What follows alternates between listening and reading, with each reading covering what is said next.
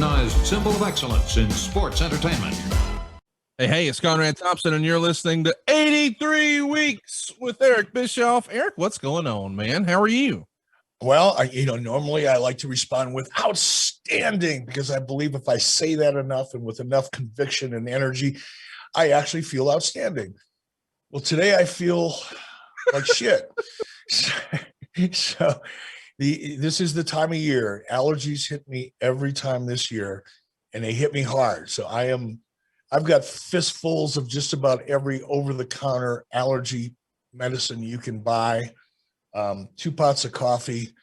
And as I said right before we started recording, I have no clue what's going to come out of my mouth today, so bear with me. Well, I'm excited about that because today is Ask Eric Anything, and we've got a ton of questions. But before we get, I want to do a little bit of housekeeping. Lots of things happening in our world these days, Eric. Let's start at the very beginning. Tomorrow, you will not hear Arn Anderson. Arn has moved to Saturdays at 6:05. And if you're a longtime wrestling fan, Arn Anderson on Saturday at 6:05, that goes together like peas and carrots, right? Peanut butter and jelly, milk and cookies, take your pick. We're doing something really different, and I think you'll dig it. We're hitting the reset button on Arn's format. We've really been covering a lot of the behind the scenes of the WWE from 2010 and 2015 last year. This year, we've been primarily focusing on 06 and 16. So you get a more modern look at WWE, which I thought, hey, that's something different that we don't have on the other shows. But Arn felt strongly about, man, I don't know that I'm ever going to write another book. What if we just tell my whole story from the beginning? So the episode that airs this Saturday, I think is going to be one of the most unique wrestling shows that have ever happened in the podcast format. He talks about growing up in Rome, Georgia, and problems with his family, and an absentee father and an alcoholic mother, and how alcoholism affected his own life, his relationship with his grandparents, and how he discovered pro wrestling. It's something you've never heard from Arn Anderson before, and it's this Saturday at 6:05, Eric. That's going to be really cool. I will definitely be checking that out, because it's, one of the great things about, the podcast network that you've created is, Arn is a perfect example for me. Here's a guy who I've known really since 1991,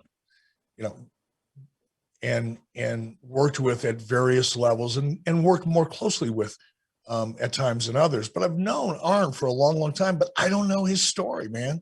I don't know how he grew up. I don't know what influenced him. I don't know what was the catalyst that made him decide he wanted to follow, a career in pro wrestling. These are all interesting things where you get to hear firsthand from the individual himself, or maybe in the future herself. And we get to know people that we've known for a long time, even better. I love the idea. I think it's a great idea and a great format. I think you guys are going to dig it. It's this Saturday, and you don't have to go resubscribe anywhere. If you're already subscribed to Arn, it'll just populate, and it's going to drop Saturday, 6:05 a.m. Of course, that show is live and loaded right now over at adfreeshows.com. But tomorrow is May the 4th. And Eric, we've been pushing pretty hard. May the 4th be with you. Jeff Jarrett is now joining our stable with the My World podcast. It's called My World with Jeff Jarrett. Subscribe anywhere you enjoy podcasts. It's going to be available tomorrow morning. And our very first episode is about the time he held up Vince McMahon. It's clocking in at just over 3 hours. Eric, it's got to be maybe the most famous or infamous Jeff Jarrett story of all. Would you agree? Possibly, most likely. I mean, that's not many people have put themselves in that position. And I'm anxious to hear the story, because I've always heard the secondhand, third-hand, fourth-hand version of that story, but I never talked to Jeff about it. Never felt it was appropriate. None of my business. So I just never brought it up. But now I will be listening, because I'm sure it's a fascinating story. I'm positive it will be. Well, what's great about him is he is like you. He believes context is king. So he lays out what led up to that whole decision and how it all went down. And you don't want to miss it. It's live right now at adfreeshows.com, but you can get it everywhere you enjoy podcasts tomorrow morning. But this Wednesday, I guess the cat's out of the bag. Episode 2, you and I have decided to reverse course. We're doing something that the masses probably don't really get. most everyone in the radio land of terrestrial radio is trying to figure out how to get into podcasting. Here you and I are ruling the airwaves of podcasts. And now we're trying our hand at radio. We had our first episode last week. It's called For the Heat. And you can listen online this Wednesday night, right smack dab in the middle of AEW. It's fortheheat.com. It's a live call-in show hosted by Eric Bischoff. Eric, what have we gotten ourselves into? A whole lot of fun, brother. I was like 4 feet. I like hovered home. I didn't even need my truck, man. I was so elevated and excited and riding such a high that I barely remember driving home. It was so exciting.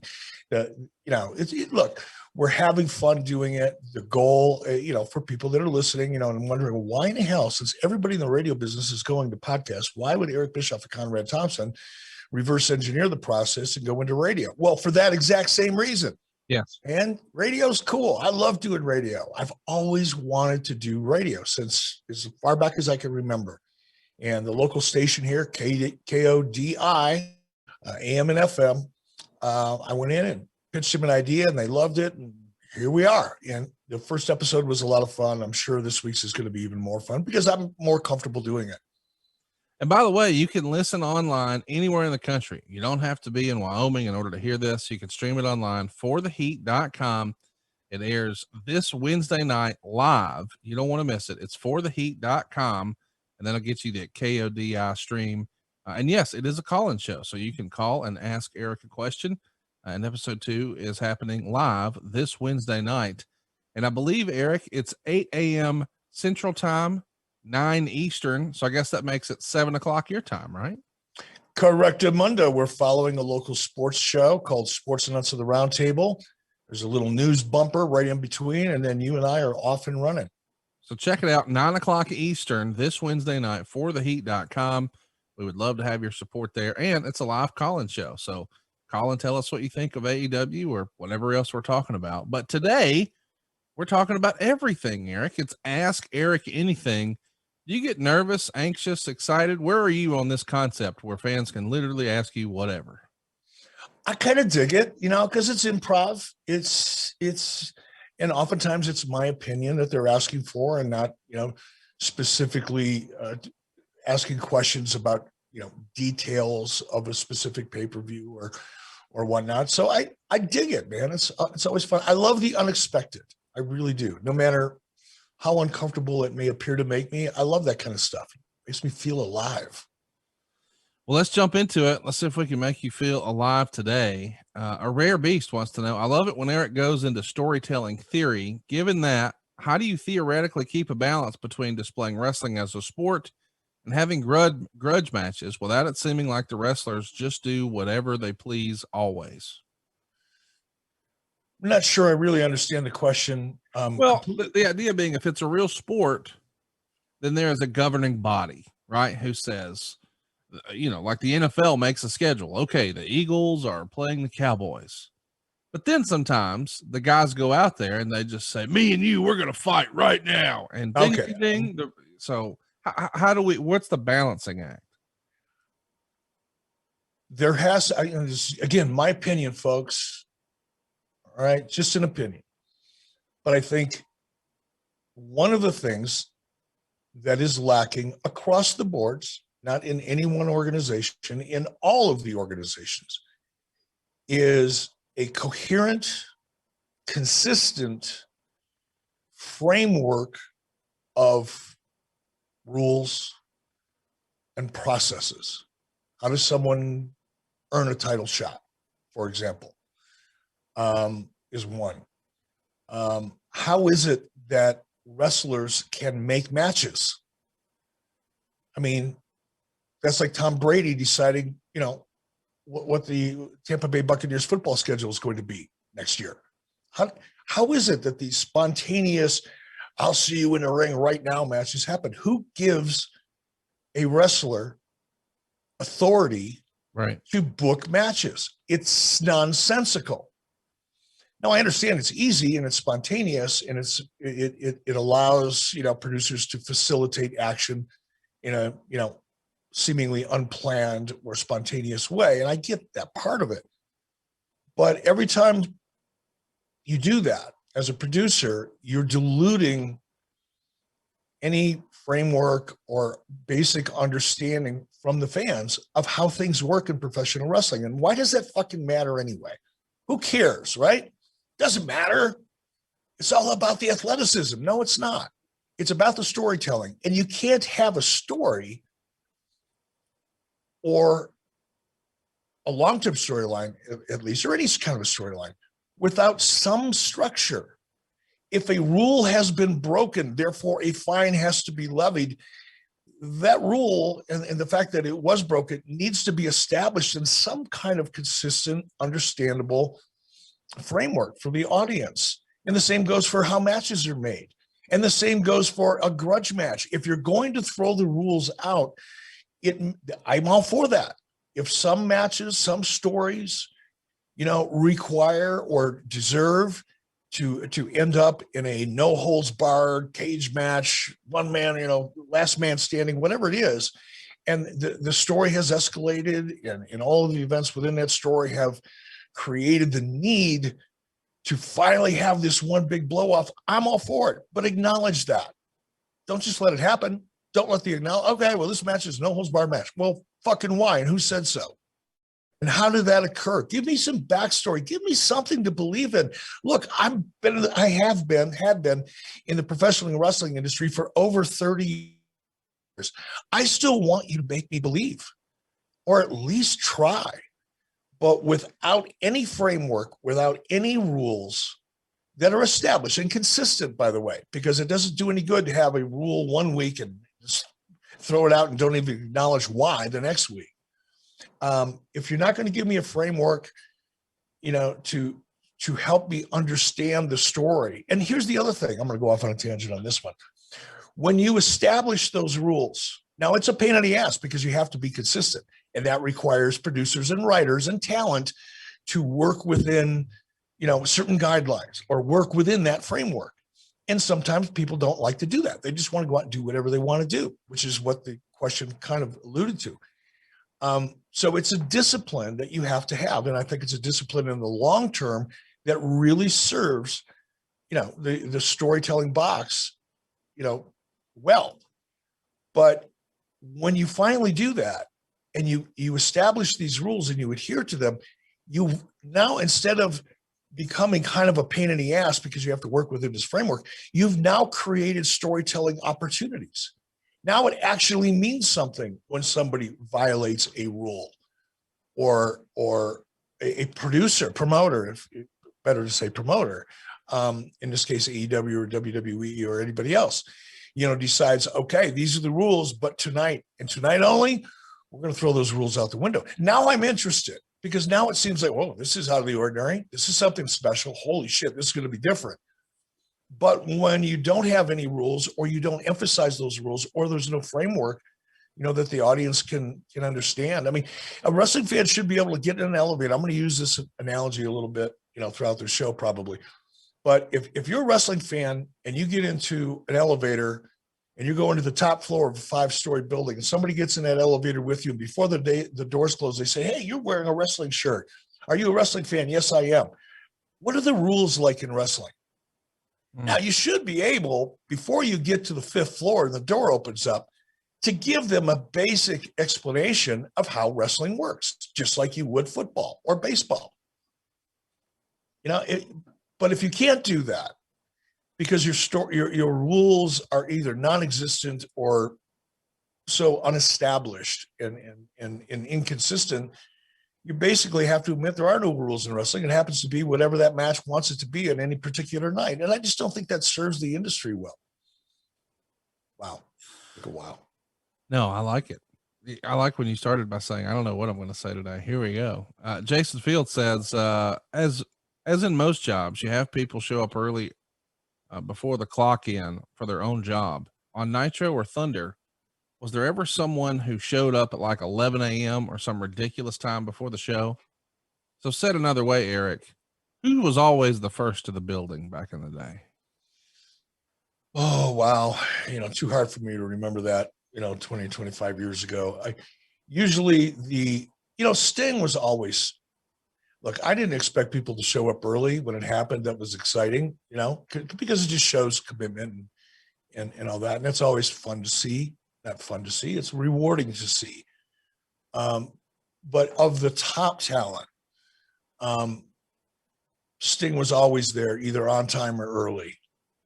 And I always respected that. As you get farther up the roster food chain, typically people showing up on time became less and less frequent. Let's put it that way. And there were some that historically showed up late. Hulk Hogan showed up late all the time. And Bret Hart. And consequently, so did Jimmy Hart. Not because Jimmy Hart wanted to show up late, because Jimmy Hart's job was to get Hulk Hogan to the building, partially. But, Hulk was historically always late. But of the people that showed up early, they tended to be the younger talent, the newer talent, the less established talent that wanted to get noticed. And, I applaud that.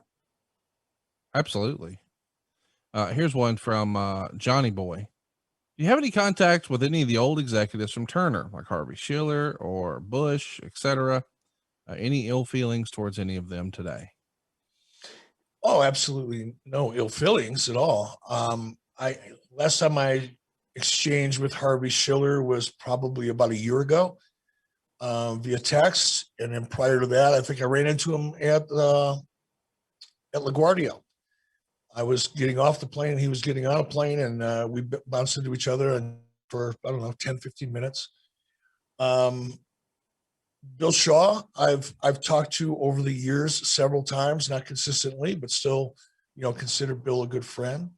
Beyond that, from an executive position, that's about it.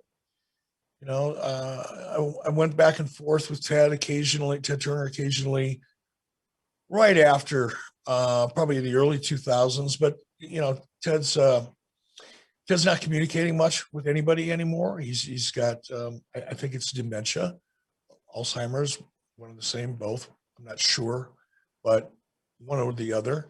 So he's not really communicating with too many people anymore, which is unfortunate. But other than that, no, man, I don't. But that's not because I have hard feelings. I'm just right.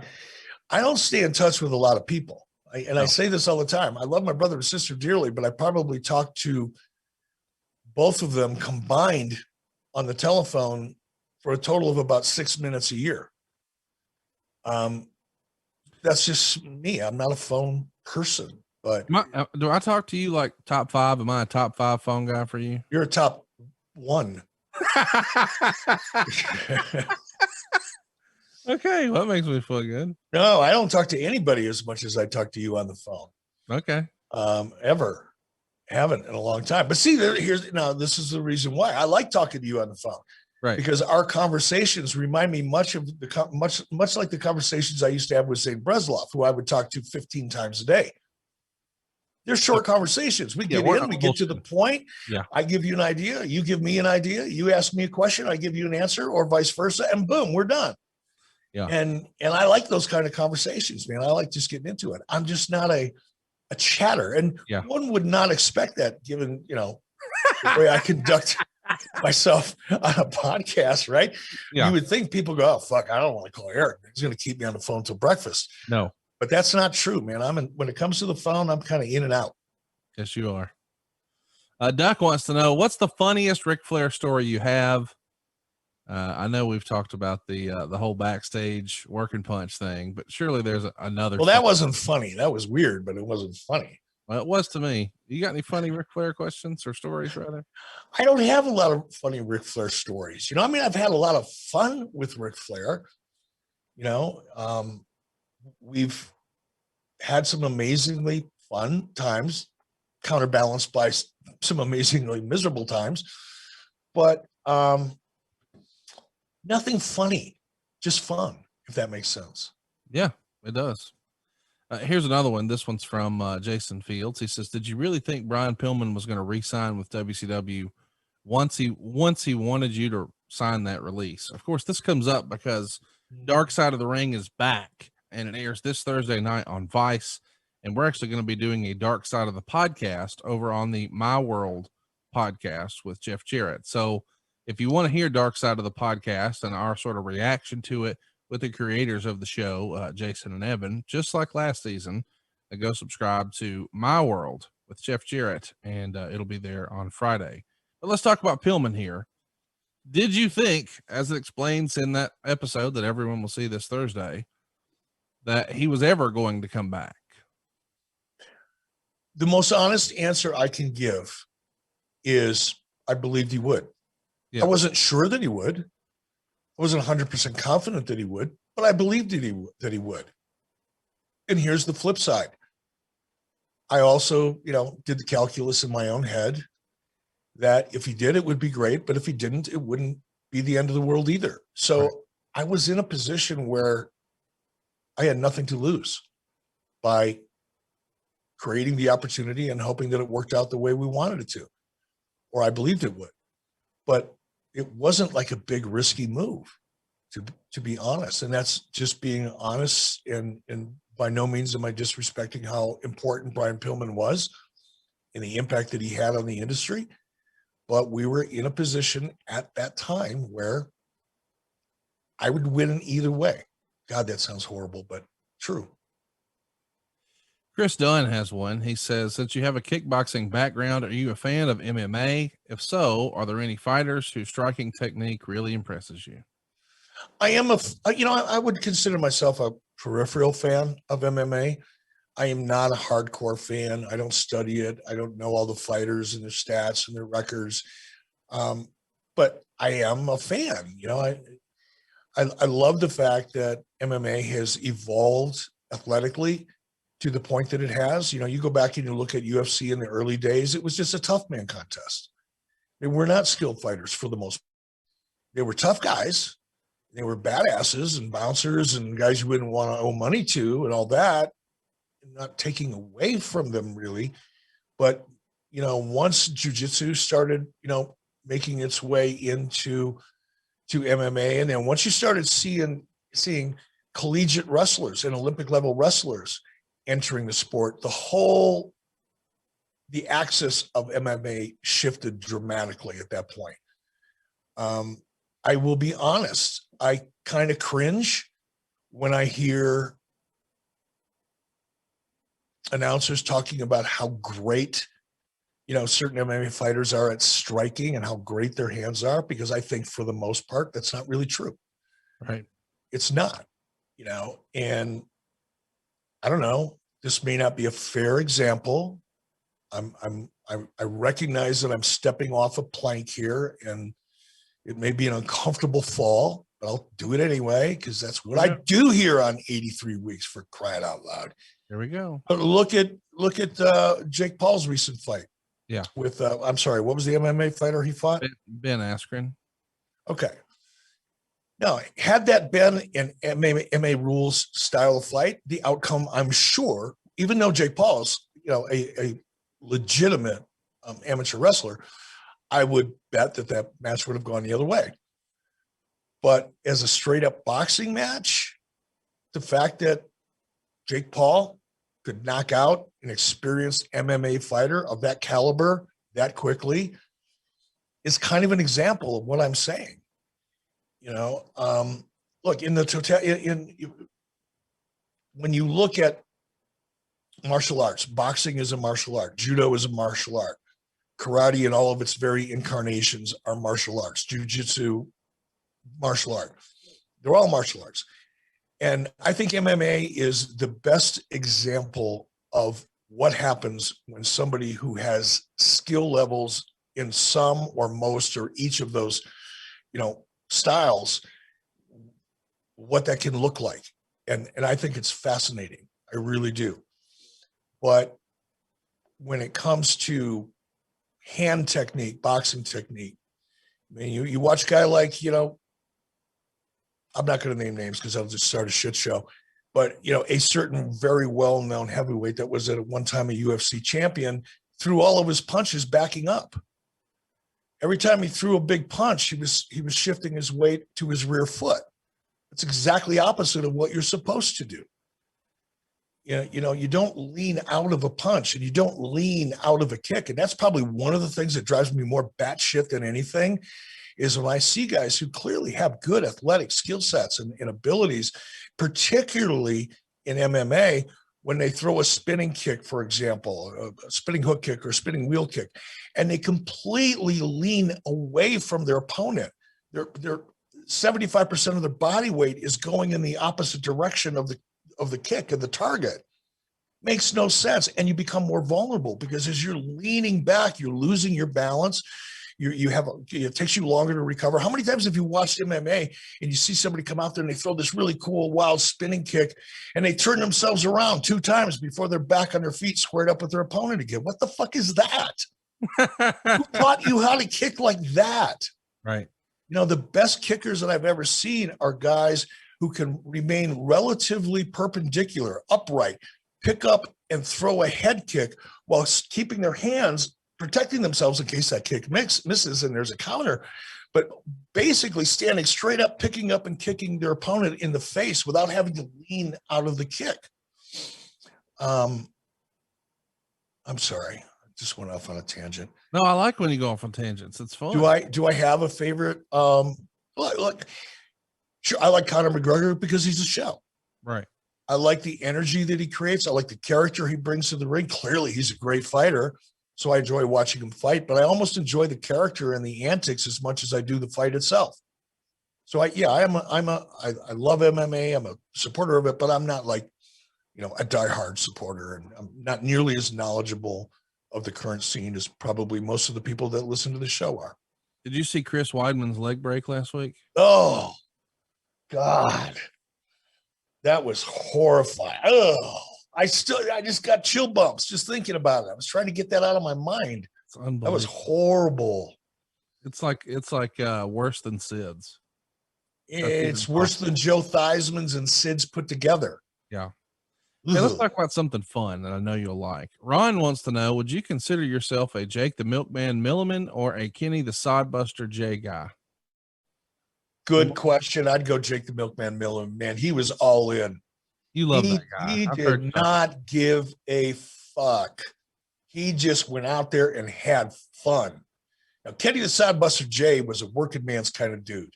You knew he was turning a wrench on a fucking forge somewhere for $9 an hour outside of Minneapolis, you know, and he wrestled on the weekends and he gave it everything he had. But Jake the Milkman Milliman, he embraced who he was. He had as much fun losing a match as most people would have winning one.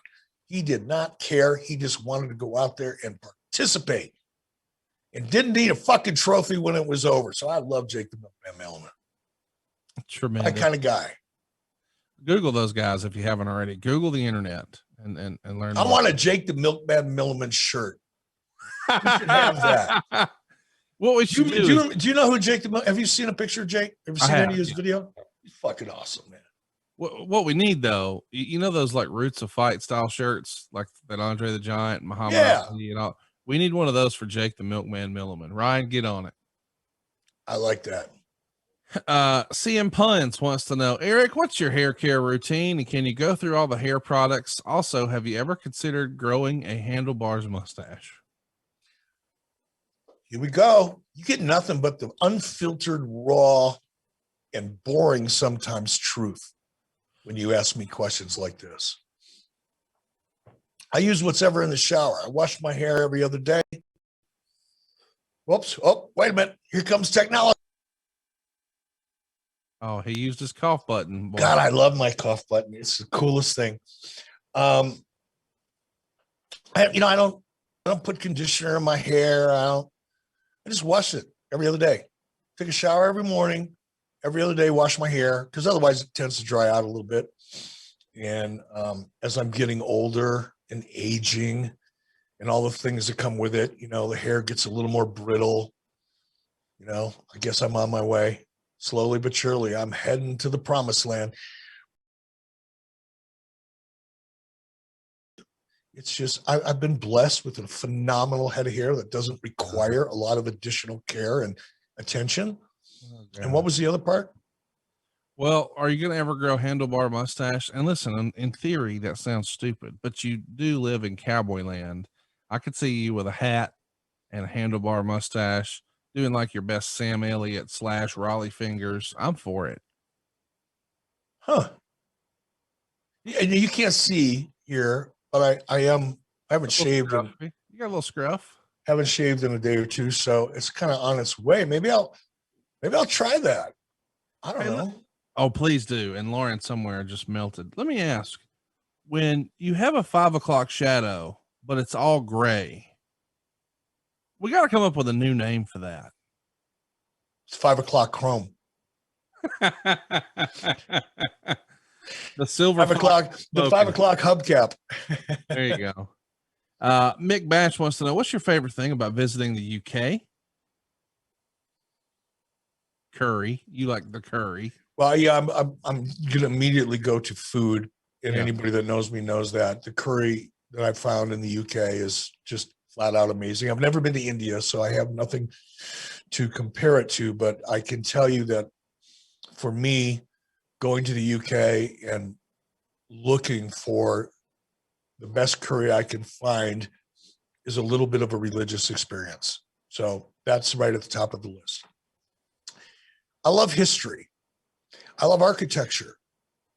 And I'm always fascinated just walking around and looking at buildings that are as old as they are in the architecture. You know, you see architecture that was influenced by the Roman Empire, you know, and it's like, wow, you know, I love where I live and everybody knows that, but there's nothing here more than about 130 years old.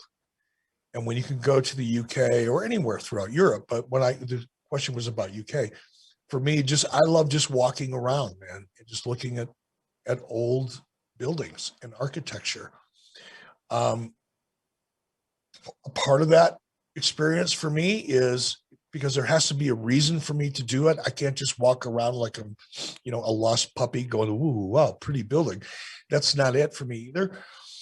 But I do seek out like the oldest pubs I can find in any given town or city that I'm in when I'm in the UK.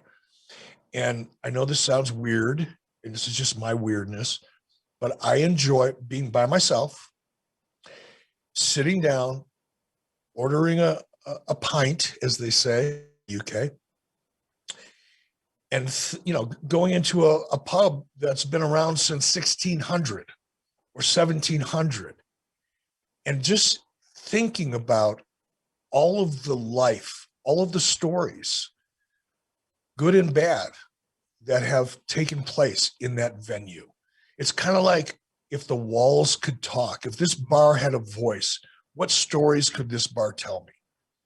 And I go off in my own head, you know, for a while thinking about that. And then occasionally I have the opportunity just to engage in a conversation with someone I've never met before, who may or may not, most likely doesn't even know who I am, which makes it even more interesting for me.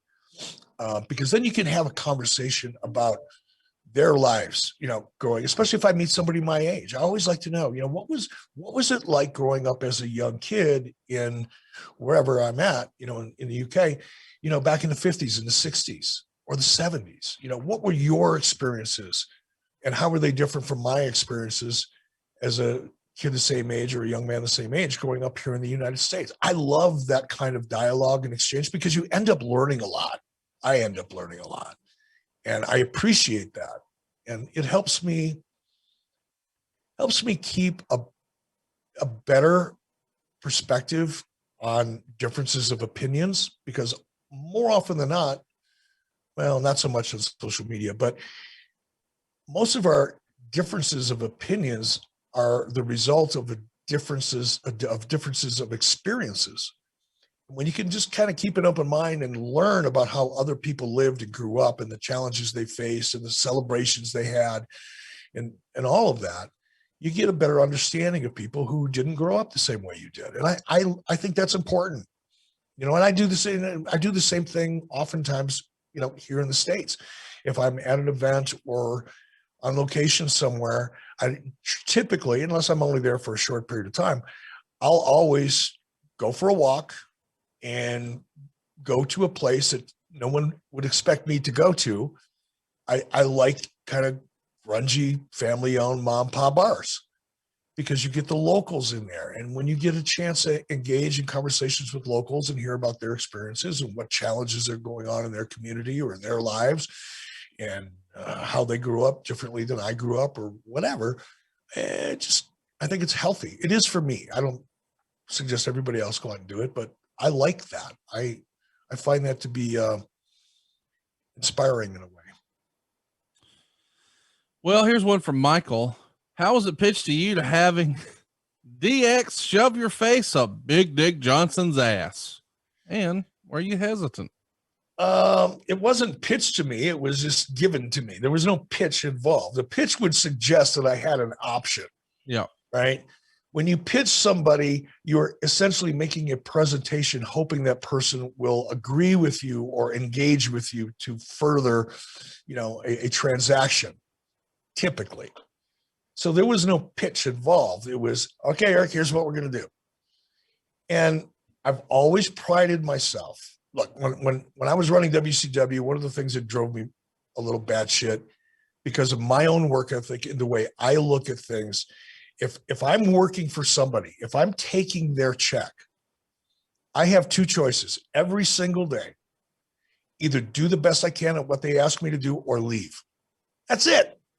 Those are the only two real options when it comes to a decision. Now, I may have a discussion because maybe I've got a better idea or whatever, but I won't have a discussion with somebody that I work for because I don't personally want to do it or like to do it. If they ask me to do it and it's my job, it's my responsibility to do what they ask me to do to the best of my ability. I've always been that way since the time I was 8 years old. I probably had my first job. Always believe that to be true. And to this day, I do. And I've always had a challenge with talent that didn't believe that. That doesn't mean if they've got better ideas or things like that, I wouldn't be open-minded and listen because you're always looking for a better idea, or at least you should be. But there's a difference between a better idea and, no, I don't want to do that. I could never do that. So I remember that it happened, but my reaction to that was no different than my reaction to anything else I was asked to do. Let's do a handful of others here that are a little different. And I like this one because it's going to make you think. Brian says, what were some examples of times you knew a decision was bad, but tried it anyway to only see your first instinct was right all along? Can you think of a time when that happened where you thought, I don't think we should do this, but because of the circumstance, the players involved, et cetera, you acquiesce, and unfortunately you were right. This was a bad idea. I am absolutely certain a situation like that happened multiple times throughout the 30 years I've been in this industry.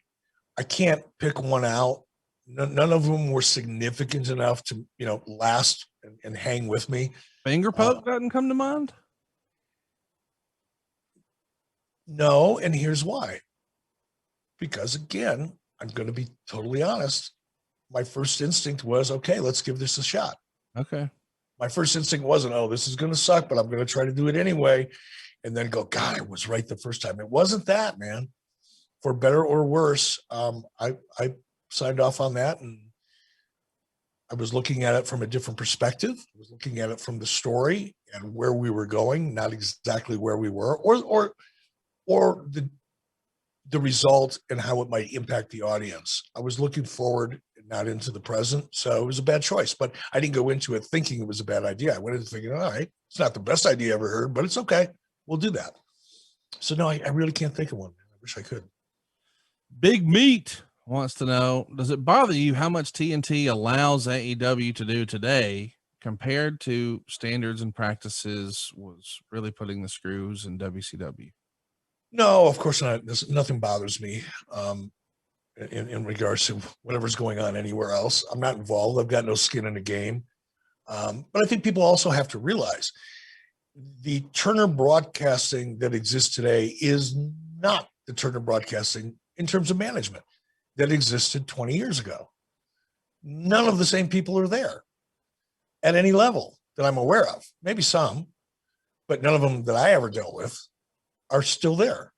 It's a completely different company with a completely different agenda and completely different goals and rules and lists of things that are acceptable and not acceptable. And by the way, the world has changed in the last 20 or 25 years too. So no, nothing bothers me at all. It's got nothing to do with me, man. Robert wants to know, why do you think it is that SmackDown is so much better than Raw? It just seems like SmackDown seems to flow so much better. They have the same creative teams, right? Just want your opinion. 3 hours versus 2. Yep. There you go. William says, now that WWE has a WWE Hall of Famer in Eric Bischoff, you're qualified to answer. Do you think there'll ever be a physical Hall of Fame for fans to visit?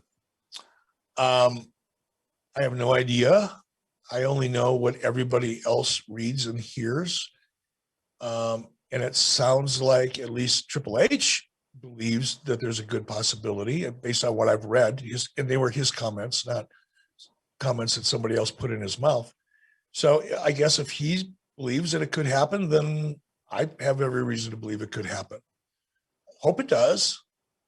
I'd love to go visit it, man. And so would you. We could go down there together. We could do a show from the WWE Hall of Fame. Be awesome.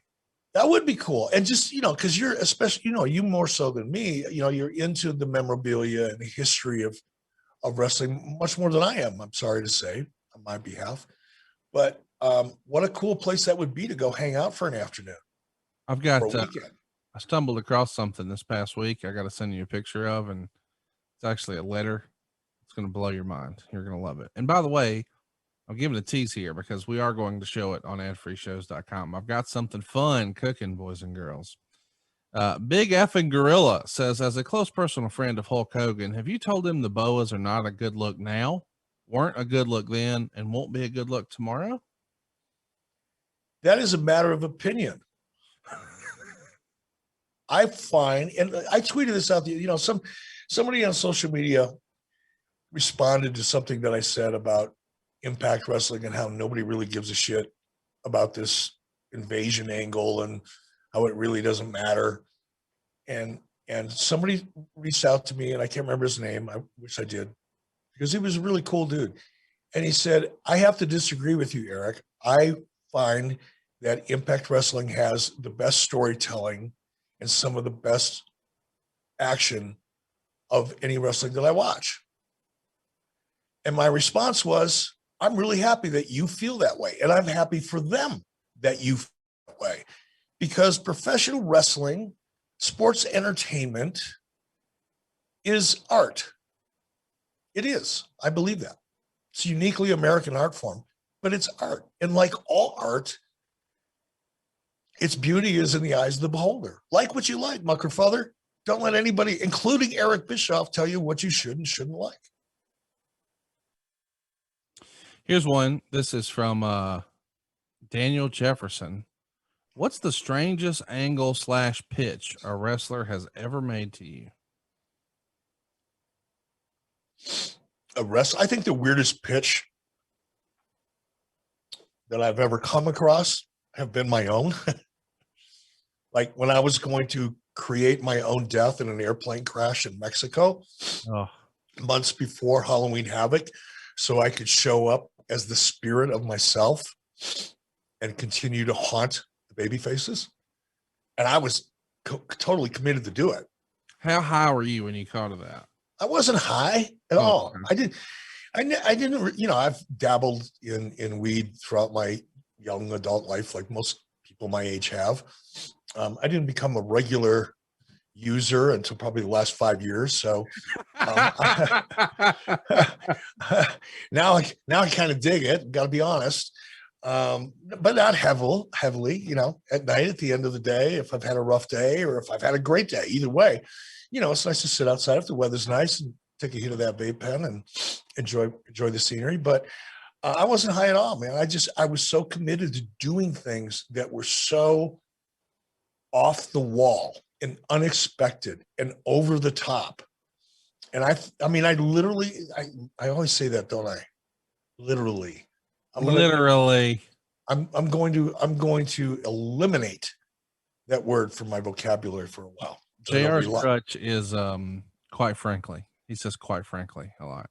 Yeah, I don't like to do that. And I appreciate when people point out those things to me, because my goal is to get better every day at this stuff. And sometimes I don't notice when I do stupid shit that aggravates people. But I went so far as to sit down with Harvey Schiller and say, look, Harvey, this is how this is going to work. Here's what I'd like to do.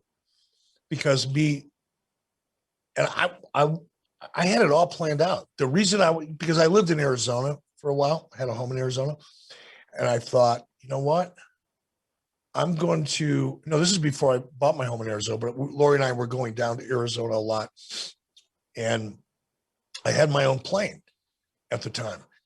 So I thought, I can't die in a plane crash in the United States because it would be too easy to verify that it wasn't true. But in Mexico, you could die in a plane crash and it would take 6 months if you were working hard to find out if it was really true. It's just a little different. So I thought, that's what I need to do. I wasn't really going to crash my plane in Mexico or even land in Mexico, but I was going to plant the word that, and my family was in on it. My kids knew what I wanted to do. My wife, she did not like it at all because I wasn't telling the rest of my family. I was only telling my immediate family. So my wife Mrs. B had a real hard time with that storyline, and it never happened. But I mean, that's pretty bizarre. Right? It is. But I pitched myself that one. I should say I pitched it to Harvey, and I got shut down on that one. Other people's, I just can't think of one. Sorry. Esteban says, do you think AEW does too much to cater to the quote unquote smart indie fans while ignoring the casual fan that's responsible for them getting over 1 million viewers? I think that's a criticism that's fair, or it's not even a criticism. It's an observation. And by the way, if AEW knowingly, intentionally, and by design is writing and producing their shows to appeal to that 10% of the audience that makes 90% of the noise, and it's working for them, go forth and fucking prosper, folks. Keep doing what you're doing, if that's your goal. And it's working. If you're growing your audience by doing what you're doing, continue to grow your audience. I personally feel that the show does cater to the smallest but loudest percentage of the audience. By loudest, I mean vocal on social media and things like that. And does have a little bit too much of an indie feel to it. It's not a criticism, it's a distinction. There's nothing wrong with indie wrestling. In fact, there's a lot of it that I really, really enjoy because it's the roots, it's the foundation. Going back to 60s style wrestling and 70s style wrestling and territory era wrestling, where you're out there performing in front of small but active and loyal crowds. There's a lot of aspects of indie wrestling that I really enjoy. But I think there does, in my humble opinion, AEW does need to balance with better storytelling, different storytelling, not better, different types of storytelling, and characters that have a bigger feel. Because right now, other than a small handful of people, they kind of all feel the same. Some are way better than others, don't get me wrong. Some are spectacular. Kenny Omega, example. Young Bucks, example. But for the most part, they all kind of feel the same. Like they're all cousins. They're all so closely related. You can kind of tell they're all one big family. And I think wrestling to continue to grow and to grow the audience beyond what it currently is, you need to find those characters that appeal to a different mentality or affinity for the project. And I'm not saying they all need to be like WWE characters, but there needs to be a good balance.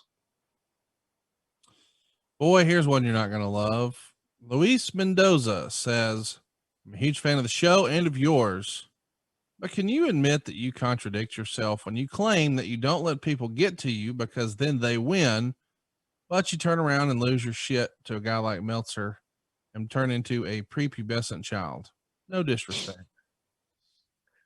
What a great question.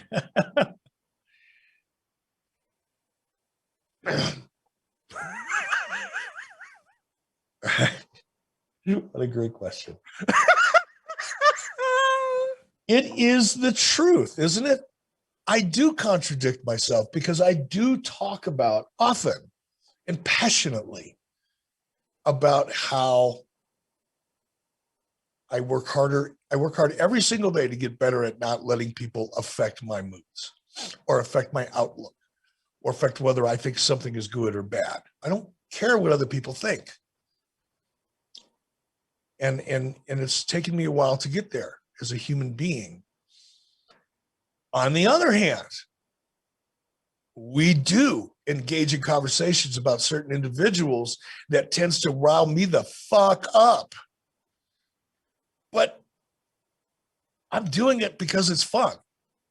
I'm doing it because it's entertaining. I'm entertaining myself, folks. I hope everybody on the receiving end of it is entertained by it to one degree or another. And I know that some people aren't, because I do hear from them in social media about when I go off and I'm rant about anybody. Sometimes they go, why don't you get off of it? Jesus Christ, all you ever do is beat up on this guy. I get it. I'm not everybody's cup of freaking tea. Cool. But I enjoy doing it, and it doesn't bother me the way you think it does.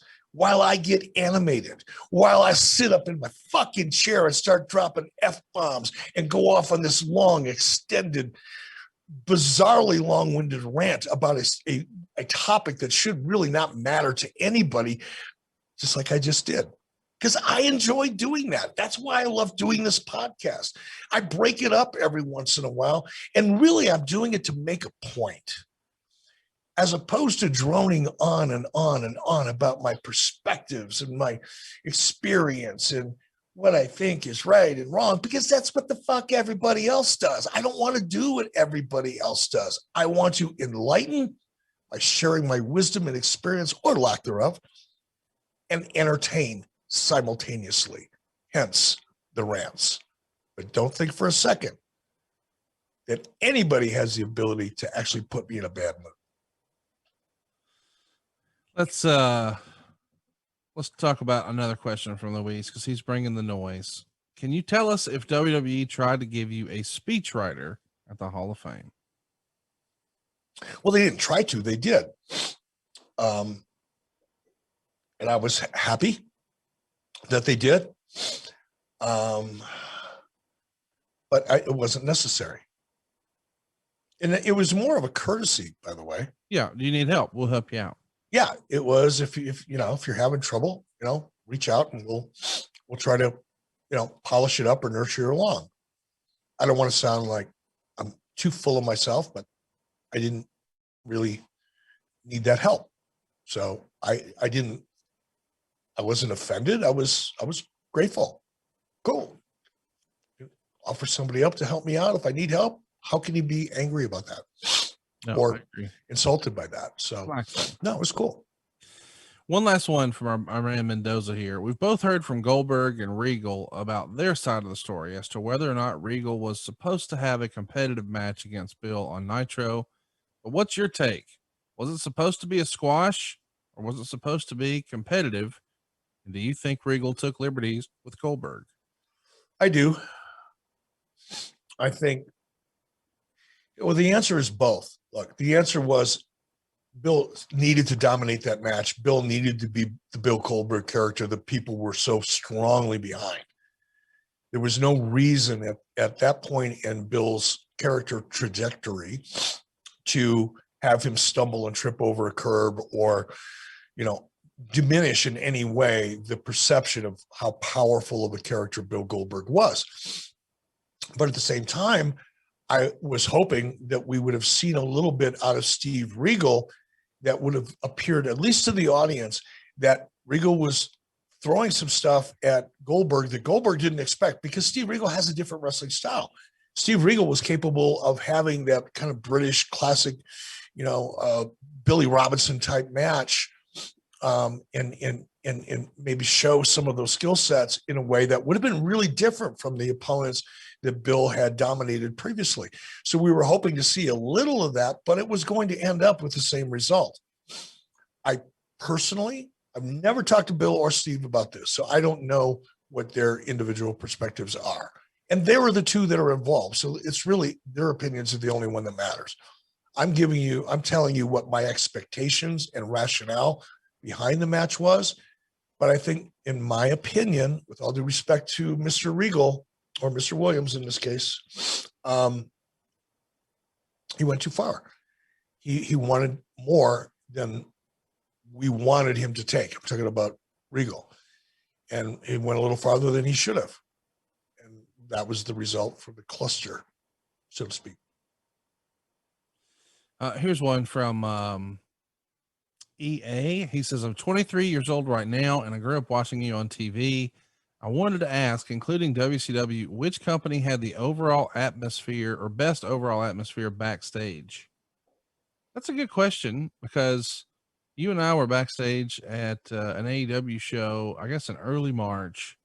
And I said, hey, what does this feel like?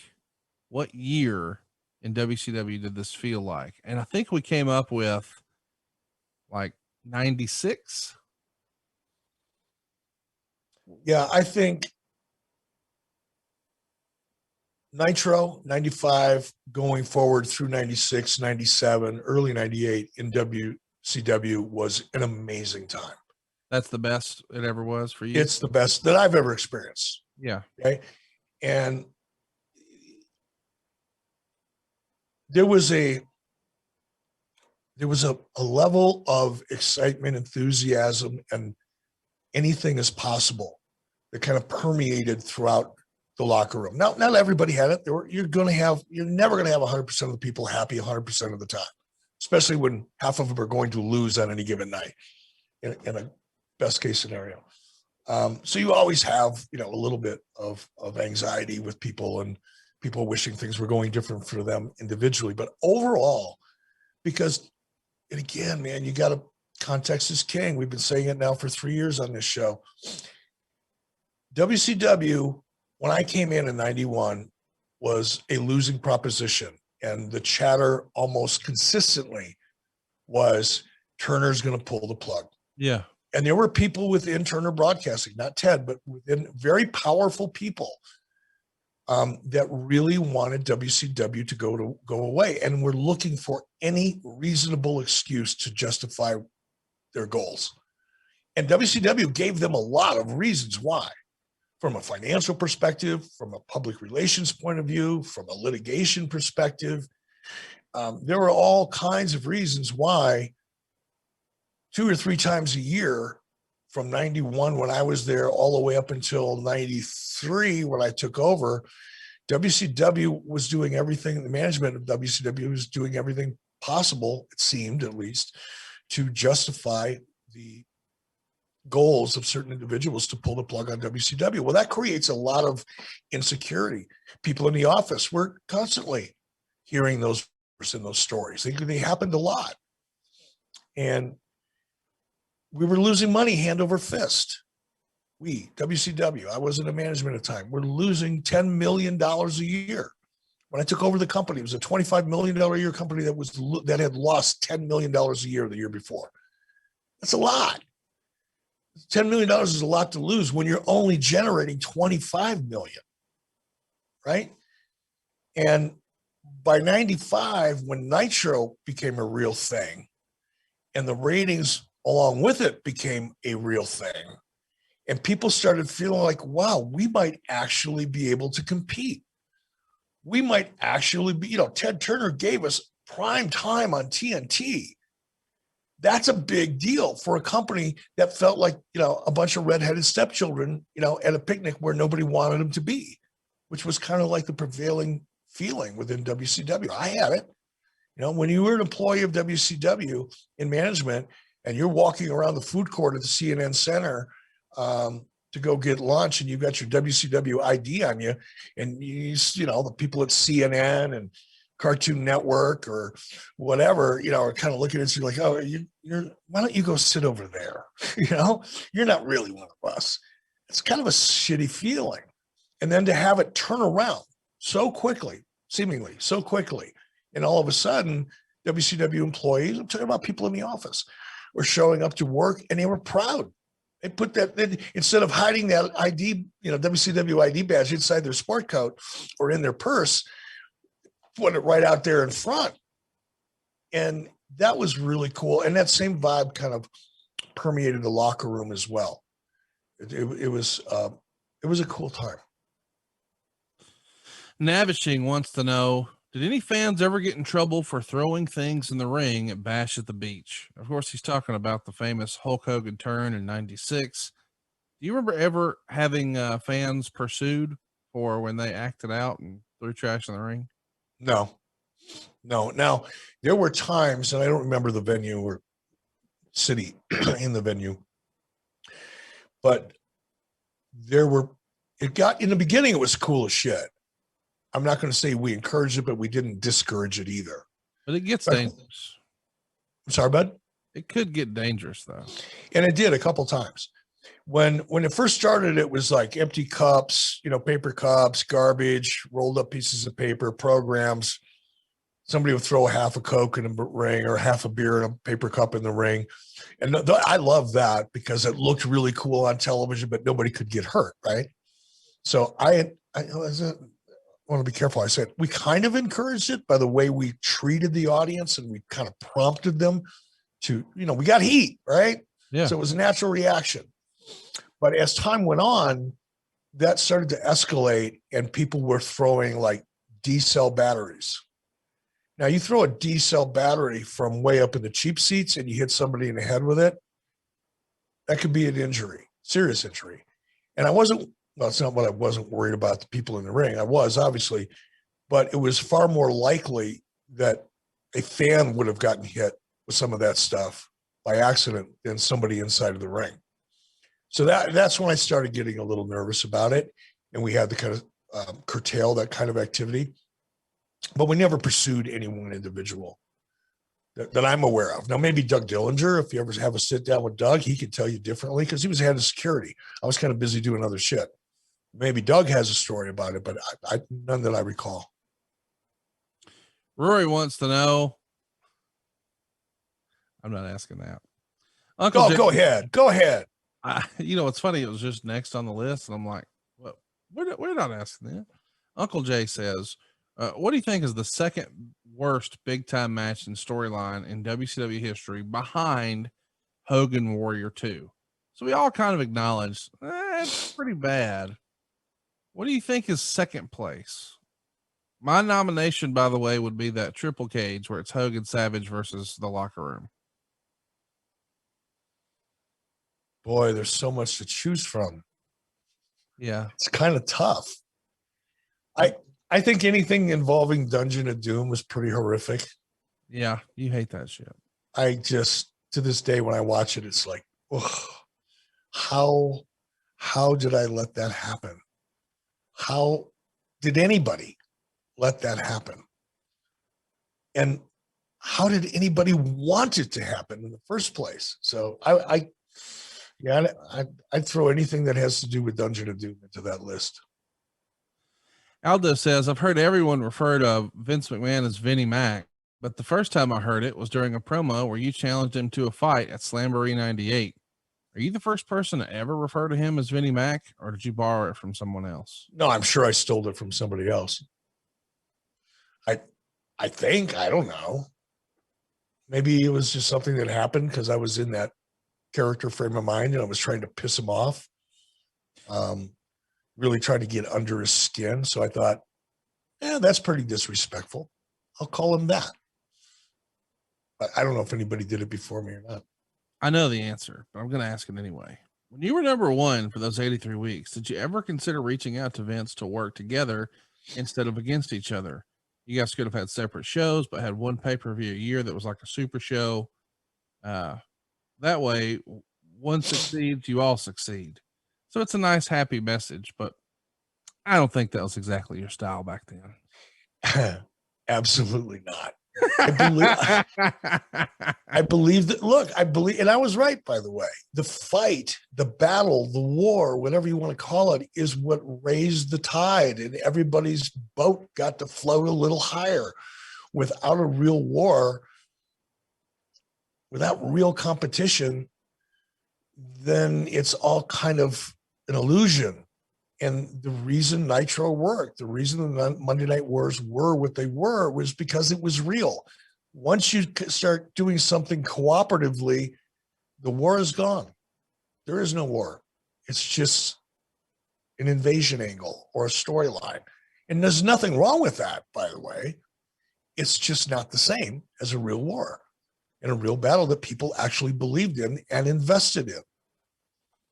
So I wouldn't have supported it. I will tell you, however, Harvey Schiller did. Harvey Schiller had a meeting with Vince McMahon. I don't know if it was in person or over the phone. Can't remember that. I'll have to ask Guy Evans. He would know. But no, Harvey Schiller approached Vince and suggested, I think Bill Shaw did too at one point, but I was against it, but I didn't get the vote. They didn't ask me my permission for some reason. Maybe because I work for them. Probably something like that. Hey, let's do another one here. I don't know if you can pin this down. Dustin says, in your opinion, what was the best Monday Nitro and what was the best WCW pay-per-view that you were involved in? You and I both have a soft spot for Halloween Havoc 96. Is that the pay-per-view answer? Yeah. And yes, Halloween Havoc for some reason just always worked for me. Not always, but for a long time worked for me. I can't put my finger on why. There's multiple reasons, I guess. The fact that it was in MGM Grand, for a long time, and we were selling out in a matter of minutes or hours, a couple of years in a row. And just, I don't know. But yeah, I would say that pay-per-view. I think the Nitro, this is going to sound self-serving, like I'm, caressing myself. I was going to say jerking myself off, but I thought that was a little too crude. The Nitro where Roddy Piper revealed that I was part of the NWO. Oh, yeah. That was pretty cool. I think that's what, December of 96? Let me Google the internet and I'll tell you. It's December of 96. I love that your two favorite things, though, were in late October of 96 and late December. So they're within a 60-day period of one another. How about that? I was flying, brother. I was flying. You could go back and this is just Conrad from Huntsville. He wants to know. You could just go back and relive like 1 year in your wrestling journey. It would be 96, wouldn't it? Yeah, no doubt. If I just wanted to have fun, yeah, just relive those experiences in real time, absolutely 96 was the best year of my career.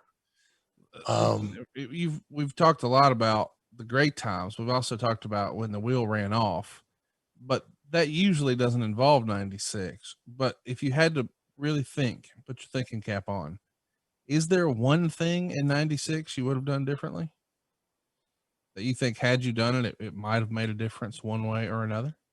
In hindsight, had I spent as much time or put as much emphasis, same thing, I guess, on building a relationship with the Turner finance side of my business, because again, for those that don't know, WCW's finances were controlled by a woman by the name of Vicki Miller to a large degree. And that was not a direct relationship. She didn't work for WCW. She worked for Turner Broadcasting. WCW was a division of Turner Broadcasting. And as a division of Turner Broadcasting, there were two things that we did not have direct control over: finance and legal. And for good reason. I think it's a healthy thing. that we didn't, because it's a checks and balance, right? Yeah. It's oversight on two very critical areas. Operationally, I had complete control. But when it came to finance and legal, I did not. I think in hindsight, in 96, when we were really, really rolling, I should have built a better internal infrastructure on the finance side, meaning those people who daily interface with the finance department of Turner, because I didn't. That was Bill Bush and other people. Don Edwards was another guy who did. Dick Cheatham. Isn't that funny? He was a controller and his name was Dick Cheatham. It really was his name. Cool guy, great guy. And he loved WCW. But if I would have embraced and integrated more of the finance side of the equation and had a better relationship with them, I might have avoided some of the challenges that I was faced with around the middle or end of 98. This is from Gaza Bath. Screwed that up. Who do you see as the future of wrestling in general from either company? So you don't have to necessarily say your favorite performer or who you think individually has the most upside. Rattle off some that you have high hopes for on either side of the fence. And I'm sure he means WCW or WWE. Well, in AEW, I'm a huge fan of MJF. Anybody that follows me on social media probably knows that. He's just an amazing young talent. And the fact that he's as young as he is and as good as he is, I think we've only seen the tip of the iceberg. Terrible person in real life, though. I don't know that. Awful, awful human being, turd person. Well, and I respect that that's your experience with him. He's only been respectful and very friendly to me. So I can only judge people by my own experiences, but I understand you've had different ones and I don't discount your judgment. But I dig the cat as a performer. This one will shock people maybe, but Matt Riddle, I'm kind of digging it. He's different and he's good and he's going to get better and better and better. So I'm kind of digging that. I love the Randy Orton, Matt Riddle combination and I don't know if that's long-term or if that was just for one night, but boy, there's a buddy cop movie that takes place in the ring. You're talking about two different types of personalities that could really play well off of each other. The potential and entertainment for that combination, I think, is off the charts good. But I dig Matt Riddle as a young performer, and I think he's going to be one of the people that I'll be watching coming up. So I would say right now him and MJF. Cody Rhodes is doing a great job. Cody Rhodes is, he's got a lot of things going on. Hopefully, Cody Rhodes, if you're listening, I hope you are. Love your dad, love you, hope nothing but the best for you in your career. If he doesn't get himself spread too thin and stays focused, I think Cody Rhodes could emerge as one of the biggest names in the business, and nothing would make me happier. Nothing. Here's a question that I have to admit I had no knowledge of. You may say it's just rumor and innuendo, but Knapsack says, I remember seeing you once in a sexual harassment video at work. Seemed like an odd choice. How did you find yourself on that off-ramp? Is this something you and Jason produced somewhere? No, man, this is before I got into the wrestling business. Wow.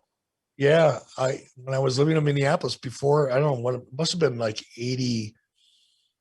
Wow, early 80s, mid 80s, possibly. I was a commercial actor, not a stage and screen actor, a commercial actor, which is quite different. And a model, a print model, and I got a gig, do basically industrial videos, essentially, for corporate use as educational tools. So that's how I ended up there. Well, do you remember the storyline or what you did? Were you the harasser or the harassee? Oh, I don't remember. I'd love to see it though. If anybody's got it and can forward it to me, I'd love to see it, but I don't remember. I can't believe you did that. That's tremendous. Casino. I just remember the $125 an hour that I was paid. That I do remember. I love that. What's the old thing? It's all that matters is the money and the miles. There you go. Casino Gino says, with all the scripted wrestling dramas that we see, like Glow and Heels, and your knowledge base of the TV business and professional wrestling, have you ever considered writing a scripted drama wrestling show with it loosely based on the Monday Night Wars? No, I'm not that good. You know, writing scripted drama is a whole different art form, and I have no experience or natural talent in that regard.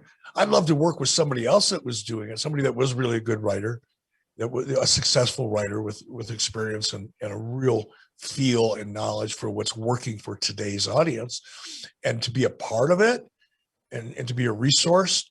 You know, I'd love that, but I don't have the skill set or the interest to develop it, honestly, to approach scripted drama. That's like saying, you know, I'm kind of thinking about maybe becoming a jet fighter pilot.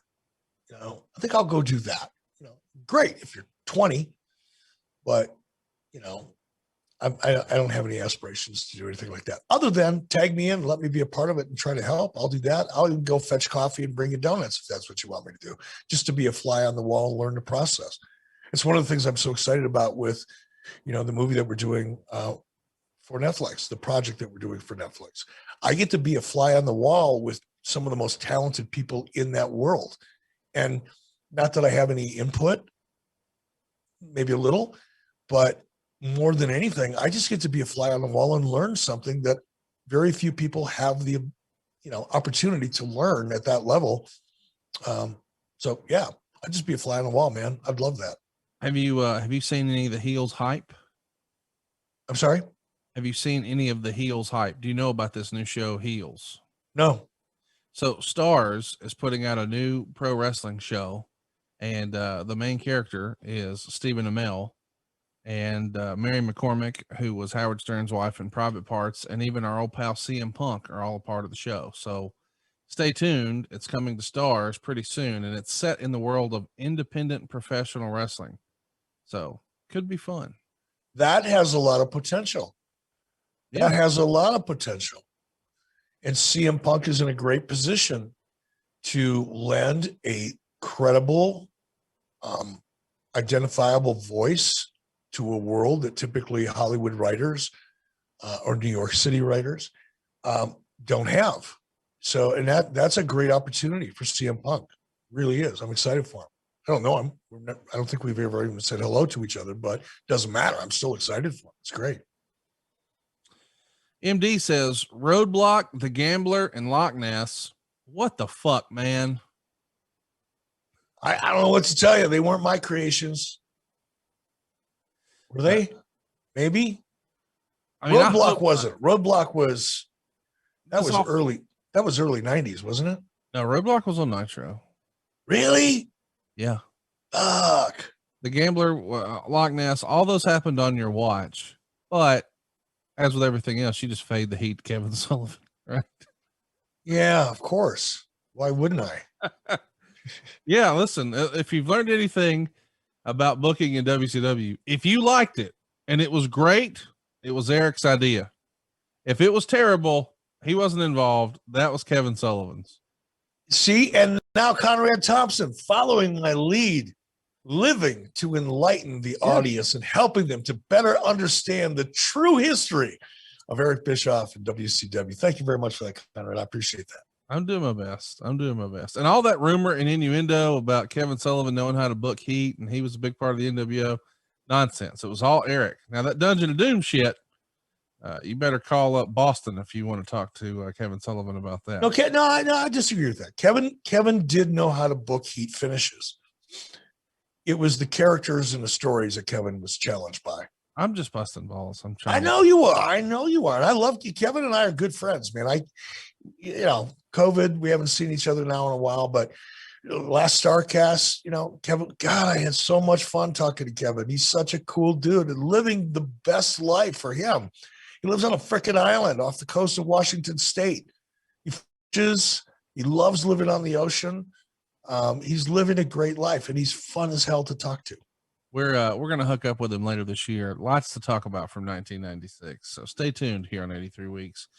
Jimmy Andrews wants to know, on the WWE roundtable you were on, the same rhetoric is pushed that you tried to put WWE out of business, and it was also people's families and people's jobs. Doesn't it annoy you that the WWE accuses you of the exact same thing that Vince did to all the territories? It doesn't annoy me. It makes me laugh. Yeah. And we don't hear that kind of chatter anymore. I think, WWE has become secure enough in their position in the world and their history that they don't spend as much time, working so hard to convince people that something was true that actually wasn't, as they used to. No, it just makes me laugh, and I think if anything, if it ever bothers me, bothers a strong word. If it ever kind of gets under my skin for a half a second, it's when people believe it. When people go, oh yeah, Eric did this, Eric did that. They become parrots of the narrative, the false narrative in many respects that WWE put out back in the day, back in the 90s, with Billionaire Ted. Eric's just, the big thing, Eric's got Ted Turner's checkbook. That's how he did it. Fuck that. You have no idea what you're talking about. Anybody that says that, whether you're a friend of mine, a talent, or whatever, you're full of shit. And people that were in WCW that were there the day that I was made executive producer, or the day that I was made vice president, or the day that I was made president, know that that's bullshit. We earned the checkbook that we got by being fiscally responsible and watching every nickel that we spent and stopping the bleeding with a lot of wasteful and fraudulent expenses and costs. After I accomplished that, then I got a little bit more rope. And I was able to do a deal with Hulk Hogan. And after that worked, I was given a little bit more rope. So when people believe that stuff and it comes back like, they were there and they have firsthand knowledge about it, it's like, God, people, can you just stop being stupid enough to believe everything you read or hear? Please, just for a second. And then it passes and I forget about it and I move on with my life. Jason wants to know, do you think AEW wrestlers posing as fans around the ring helps or hurts upcoming talent? I don't like it. Look, it's a necessity. It's not an optimal creative choice. It's making chicken salad out of chicken shit. So I get it, but I don't think it's a good idea.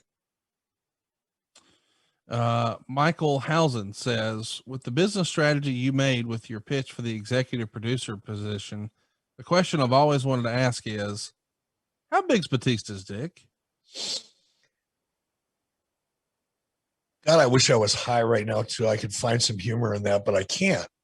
That's just silliness. So no answer? No, fuck.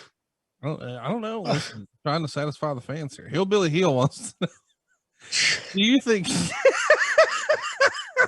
I tried. Do you think Kenny Omega winning titles on other promotions is trying to recapture the NWA days of Ric Flair going all over the country to different territories? I don't know. Maybe. I'm not in their camp, so I have no idea what it is. Maybe, I guess. I mean, who was the last person to actually, wasn't it Lou Thez who had like 3 different titles at one time back in the 60s or 50s or some shit?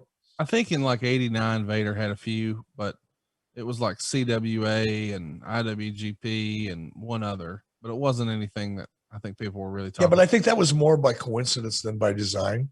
Okay. I think, I don't know. I wasn't in the game, so to speak. But how many viewers did Impact Wrestling have this past Thursday? Under 1 million, but that was probably a lot. Impact, not AEW. Yeah. Impact. Sorry. Like 100 and change. We have more listeners here than they do on Impact. Okay, there's your answer, folks. Jensen says, what is the biggest advice / lesson you would give any upcoming wrestler and or promoter? Do you have any promoter advice?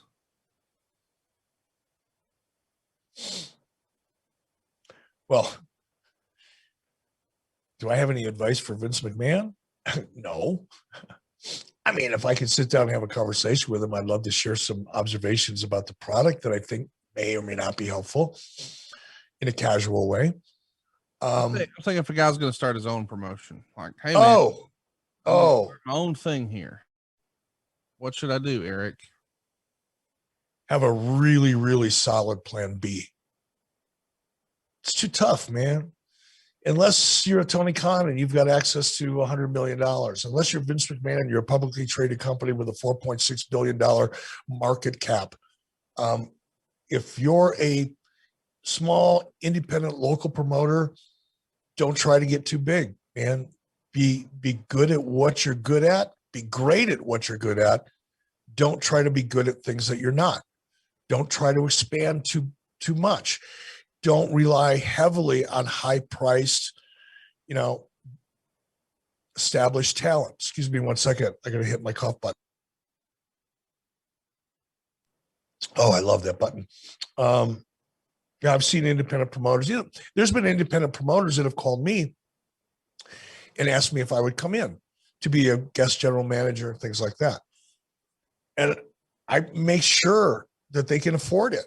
And I tell them right off the bat, I'd rather not do it than have you do whatever you're going to have to do to afford my daily fee and my airfare, which I only fly first class, and you're going to have to put me up in a hotel.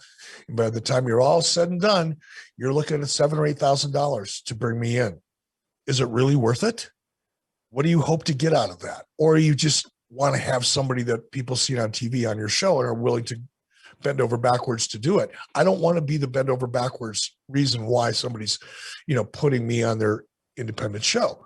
Now, if they're an established show and they've been, doing good business and they've got great sponsors and they can afford it, cool. I'm happy to do it. But my biggest, you don't need to be reliant on guys that are former WCW guys or former WWE guys, or probably in the future, former AEW guys. You don't need those talents to put on a great local promotion. Work on the local talent, invest in your local talent, work with your local talent, and just find ways to make your show as much fun as it can be. And it doesn't always have to involve people who have been on television before. I think sometimes young independent promoters, it's kind of like their go-to. Oh, if I can get this talent or if I can get that talent, it's going to change everything. No, it won't. It will. It'll just make everything way more expensive. But it generally doesn't have the impact that people think it will. I probably just talked myself out of some future bookings, but that's okay. Yeah, it is okay. You're going to be fine. Greg says, was growing the NWO the intention from the start, or did you decide to add guys as you went along? Could you repeat that? Was your intention to grow the NWO from the start, or did you decide to add guys as you went along? Like, was Virgil? Oh, okay. I thought the question was your decision, at the start to ruin NWO? I mean, it kind of is, right? Well, see, you could look at it that way, couldn't you? No, it wasn't the intention in the beginning because I had no idea. I didn't have a crystal ball. Unlike some people who love to put themselves over all the time, I can't say to you, when I laid out the NWO angle, I knew it was going to become one of the most successful factions in the history of wrestling. I didn't have a fucking clue. I felt good. I thought it was going to be pretty good. I had no idea it was going to end up being what it became.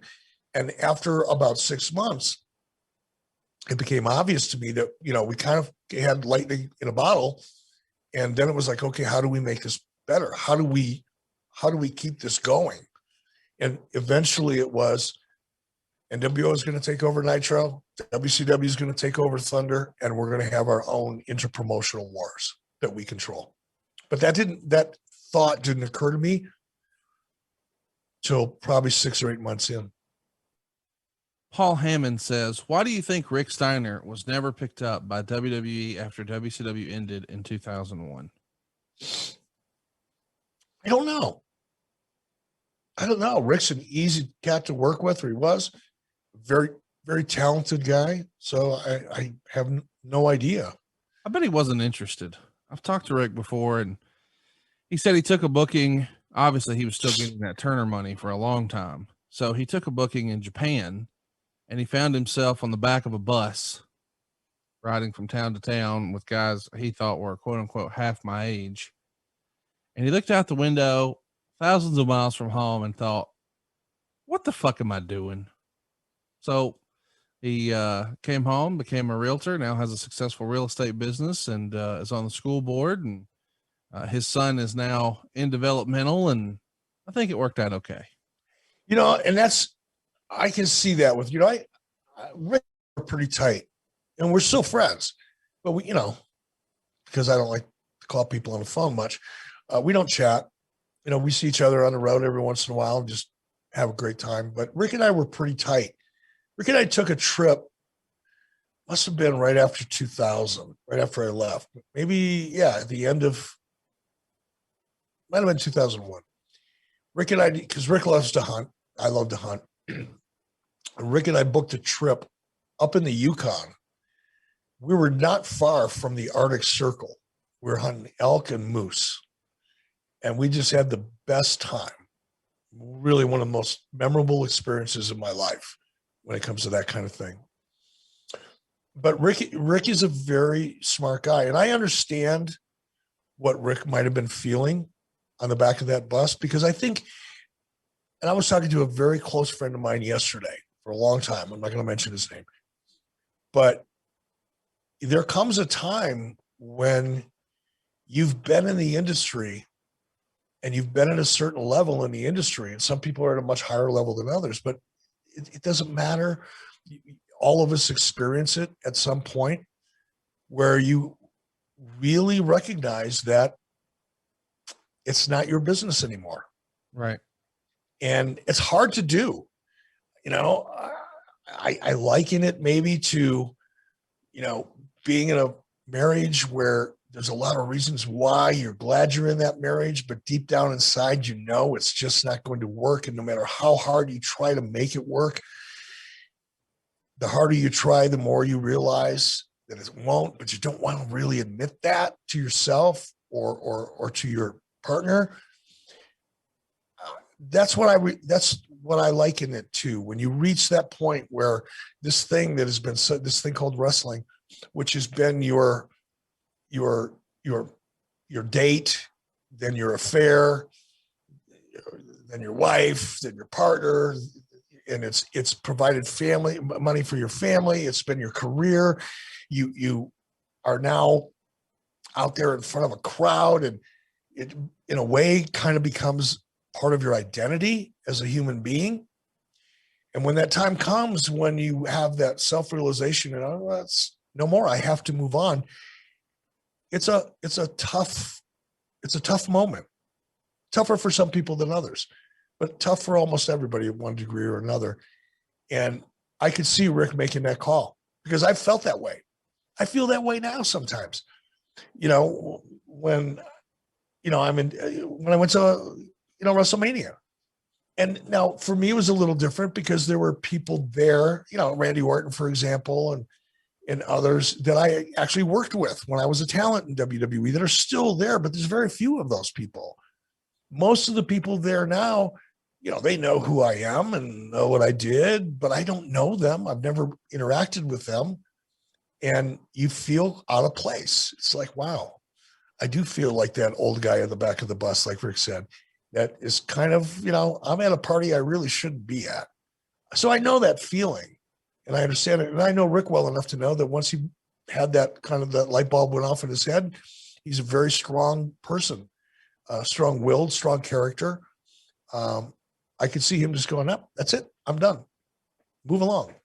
And I applaud him for that, by the way, because when you can have that perspective and deal with that time of your life, when you've been a big star, making lots of money, and wrestling is really who you are as a human being, if you allow it to become who you are, some people do more than others, it's very, very hard to divorce yourself from it. It's painful.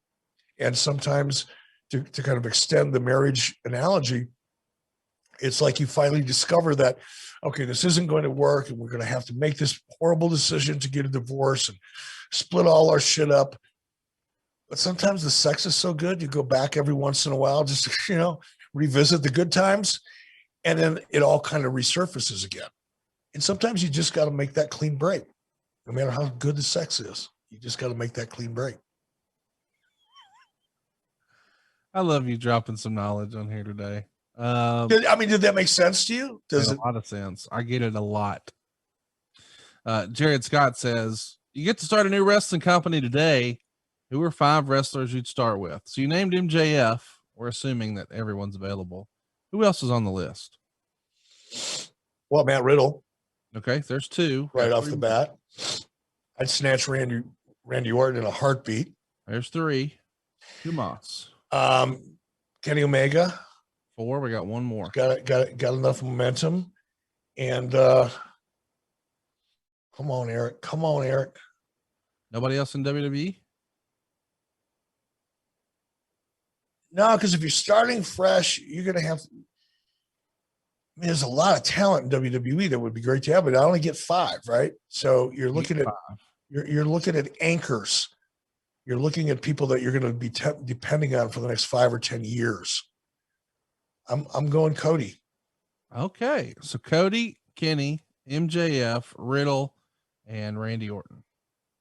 It's a good list.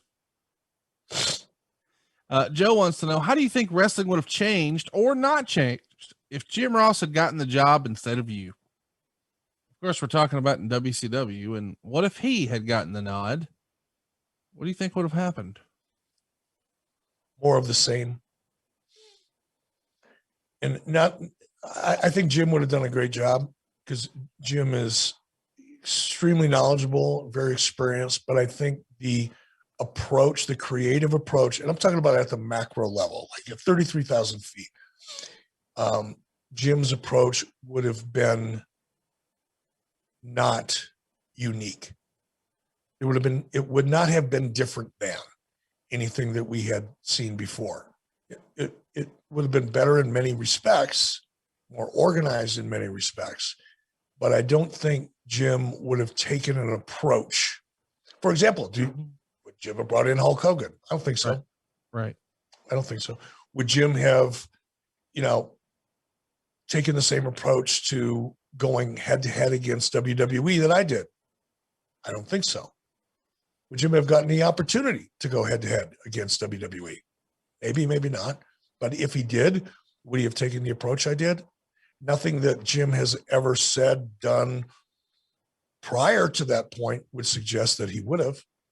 So I think you would have seen a more well-run, more organized, much more organized, an efficient WCW, but not one that would have ever posed a threat to WWE.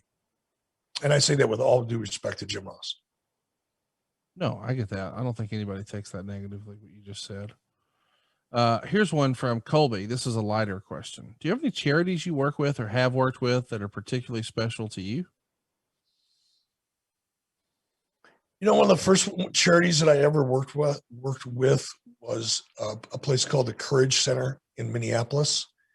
I love and am interested in supporting charities that are involved with kids. Yep. Primarily. St. Jude's Children's Hospital is a great charity. By the way, Eric, we're going to donate more than $1 million to St. Jude's this year at the Mortgage Company. More than $1 million. I am just so happy to hear that. That is an amazing, amazing organization. That's about it for me, man. I'm not as active in charities as I wish I was. I'm not in a position in my life to do so right now. One of my goals is to make enough money to be able to give a lot of it away. Yeah. It's my personal goal. It's not to buy new trucks. It's not to buy a new house. Well, maybe depending on where I need to live, but it's not to buy things. I don't need Rolexes. I don't need boats. I don't need shit. I've got everything I need. So my goal now is to acquire enough that I can give it away and do it comfortably and enjoyably. Gil Boldberg wants to know, what are the personal and professional risks you've taken that turned out to be better than expected? And what about the ones you thought could work, but didn't? let's talk about that. What exceeded expectations and what missed the mark? In terms of personal goals, oh God, I don't know. It's a tough one. I don't know how to answer that one. I mean, my whole life has exceeded my expectations. So to be really honest with you, that's why it's so hard. It's like, can I pinpoint one thing in my life that really exceeded expectations? No, because my whole freaking life exceeded expectations. In every way, in every category. I am an unlikely success story, success being subjective, but everything that I've done that people know about successfully is I'm the most unlikely person to have ever accomplished it. I should have never gotten a job in a professional wrestling business, but I did because I never aspired to be in the wrestling business, but I did. I never aspired to be an on-camera personality in professional wrestling, but I did. I was pretty good at it.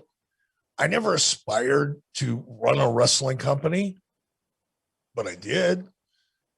I never, despite the narrative, never really thought about, trying to put the WWE out of business. Now, there's been times when I've said things that led people to believe otherwise, and I acknowledge that, but that's a lot of the hyperbole and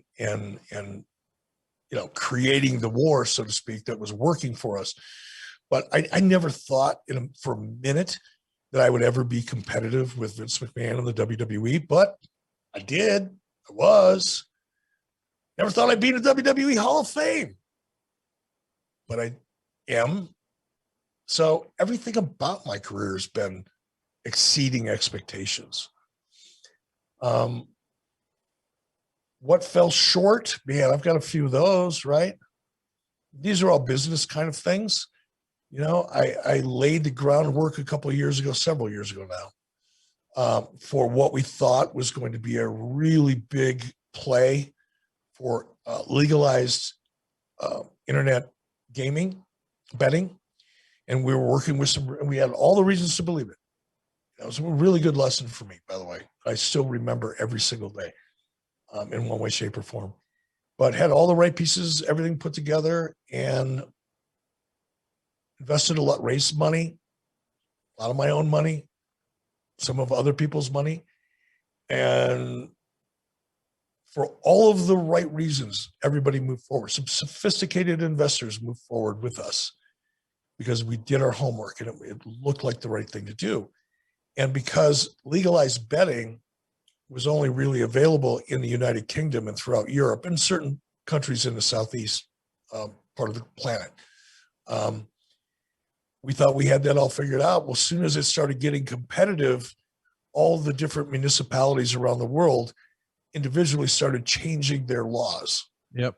And to be able to stay on top of that and to stay consistent with the rules and the laws and the regulations around the world, because this was going to be an international type of initiative, it was impossible to stay on top of it.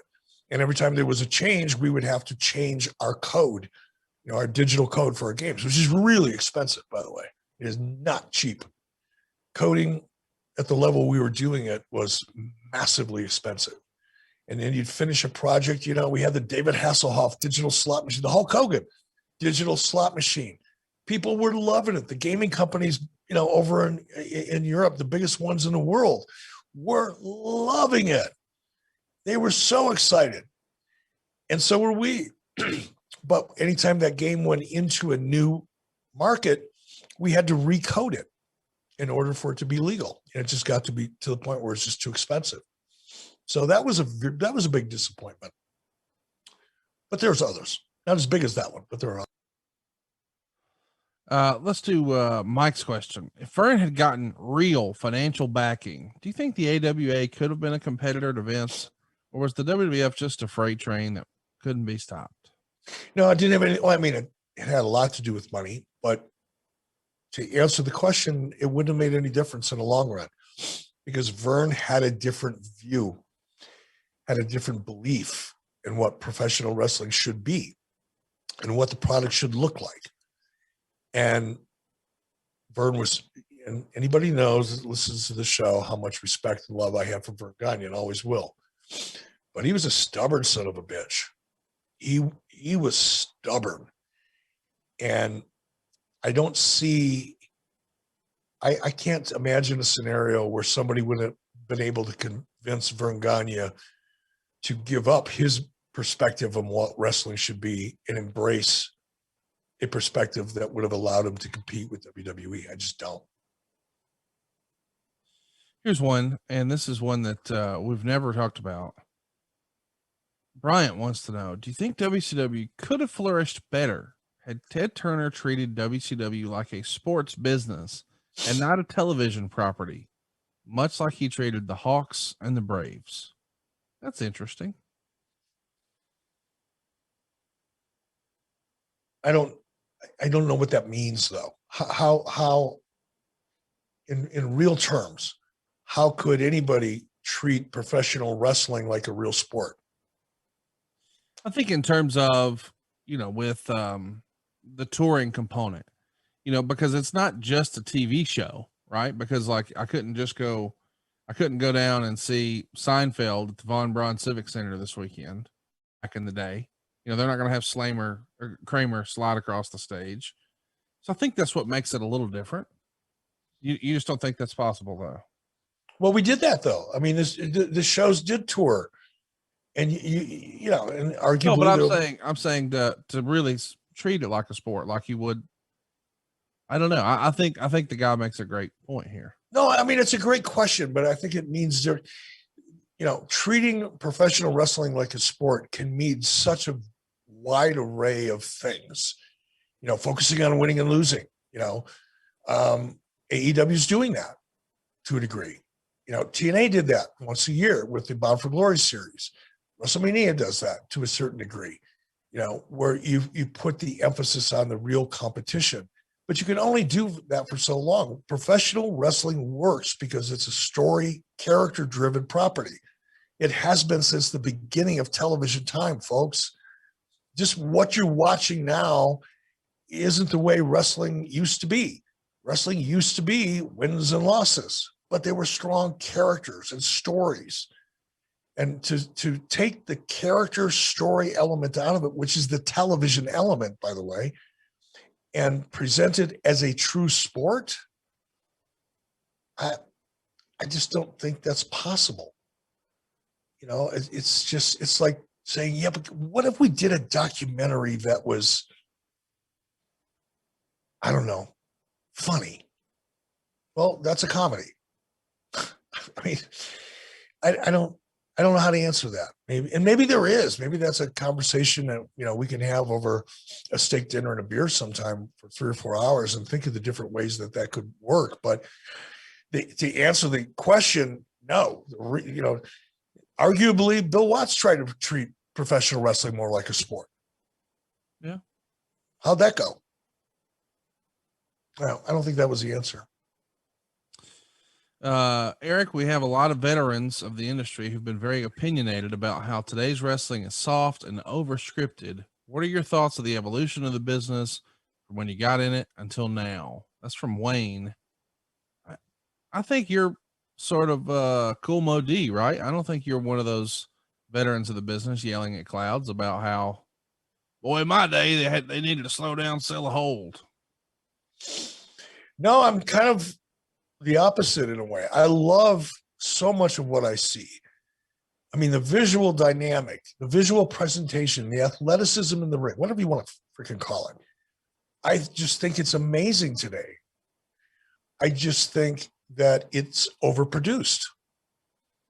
It's not the talent's fault. Well, maybe in some cases it is, but I think it's overproduced. And I think there's an over-reliance on the athletic presentation at the expense of good storytelling. And a lot of that has to do with the sheer volume. WWE was known. I remember when I took over WCW, when I had a position, when executive producer, or even after that, all I kept, Gene Okerlund, loved him to death, but all he would talk about is how well produced, WWE was. And the emphasis they put on stories and how they planned WrestleMania a year in advance. It was like, wow, I wish I could figure out a way to do that. I aspired to be that good at storytelling. I didn't know how, by the way, didn't have a clue how, because that was just nothing that I'd ever been involved with, but I knew it had to be done. If you're going to compete with a giant, you got to do what the giant does, and or find a better way.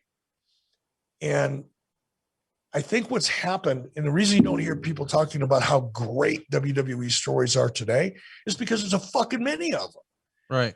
And yeah, WWE back in, the late 80s and early 90s, even mid 90s, they only had 4 pay-per-views a year. It's a lot easier to take your time and build a story and be episodic and do so in a really efficient, creative way when you've only got 4 pay-per-views a year and 1 2-hour show or 1-hour show a week. That's easy. You can do that in your sleep. Now, when you've got 7 hours of primetime wrestling, and I don't even know how many pay-per-views a year, I've lost track, it's a lot more difficult. Something has to give. I've said this a million times on these shows. The sheer volume of the content that's being produced right now is to the detriment of the story. I honestly believe that. But look, and some people can handle. There are certain talents that you can go to and say, hey, I need you to cut a 1-minute promo or a 30-second promo, talk about this, this, and this. Right. And get this over. Throw them a mic, turn on the camera and go, and you're going to get gold or maybe silver, occasionally platinum, but you're going to get something valuable. There are some talents that can do that. The vast majority of them can't. Right. Therefore, they need to be scripted until they get comfortable enough where they can kind of run with it themselves. And you get the trust of the producers or the promoter or the company they're working for. Because, Chris Jericho is a perfect example of that. And by the way, I'm sure Chris spends a lot of time thinking through, if not writing through, for his own purpose. I know for myself, if I'm going to go out and deliver something take my WrestleMania speech, for example. Now, it was a 4-minute speech. It was not a big deal. But I had to not just internally go through it in my head, but my process, the way my brain works, is I had to write it for myself. I guess I scripted myself. Yeah. But I did that because once I go from here to my keyboard to my computer, and now I can read it, it becomes part of me. And I can deliver it more clearly and more honestly and genuinely, as opposed to just going, I think I'm going to say this, I think I'm going to say that, I think I'm going to say this. I don't work that way either. So to a degree, all of us, to varying degrees and with varying different methods, script ourselves. But for the most part, there's only a small handful of people that can go out there and do it. And improving, dialogue back and forth between 2 or more people, even fewer people are capable of that. So it's, is more wrestling more scripted today than ever? Of course it is. That's because there's more wrestling today than ever, and fewer people have the talent because of the nature of the business. But I don't lament it. I don't bitch about it. Enjoy what you enjoy, man. Yeah, life's so much easier when you do that. Silvio Perfetti says, talking about things you can do in a movie but cannot in wrestling, is it possible that is because wrestlers are portraying their characters outside of their universe and actors don't? Meaning, Leonardo DiCaprio goes on Saturday Night Live as himself, not Jordan Belfort, while Hogan goes as Hogan. That is what makes wrestling so different from a TV show or a movie, right, Eric? That these guys sort of walk the street as that person. It is, isn't it? It's a fascinating thing to think about. And all of the implications that come out of it. A lot of it goes back to the history of professional wrestling in this country when it was part of a circus sideshow and essentially a con game. Right. And as it evolved, it became a television product. And kayfabe, which was really inherent in the carnival days when it was a con job, you had to kind of keep it kayfabe, right? If you wanted to con people out of their money, you got to keep shit a secret. That's where the secrecy and kayfabe started. And it continued because wrestling, the art of wrestling, the business of wrestling, was handed down, kept in the family, so to speak, for so many years and decades. And then when it got to television, it carried on so that your professional wrestling characters in the 50s and the 60s and the 70s and the 80s were all trained culturally and professionally to protect that character, protect the business. We've heard the term protect the business over and over and over and over again for decades and decades and decades.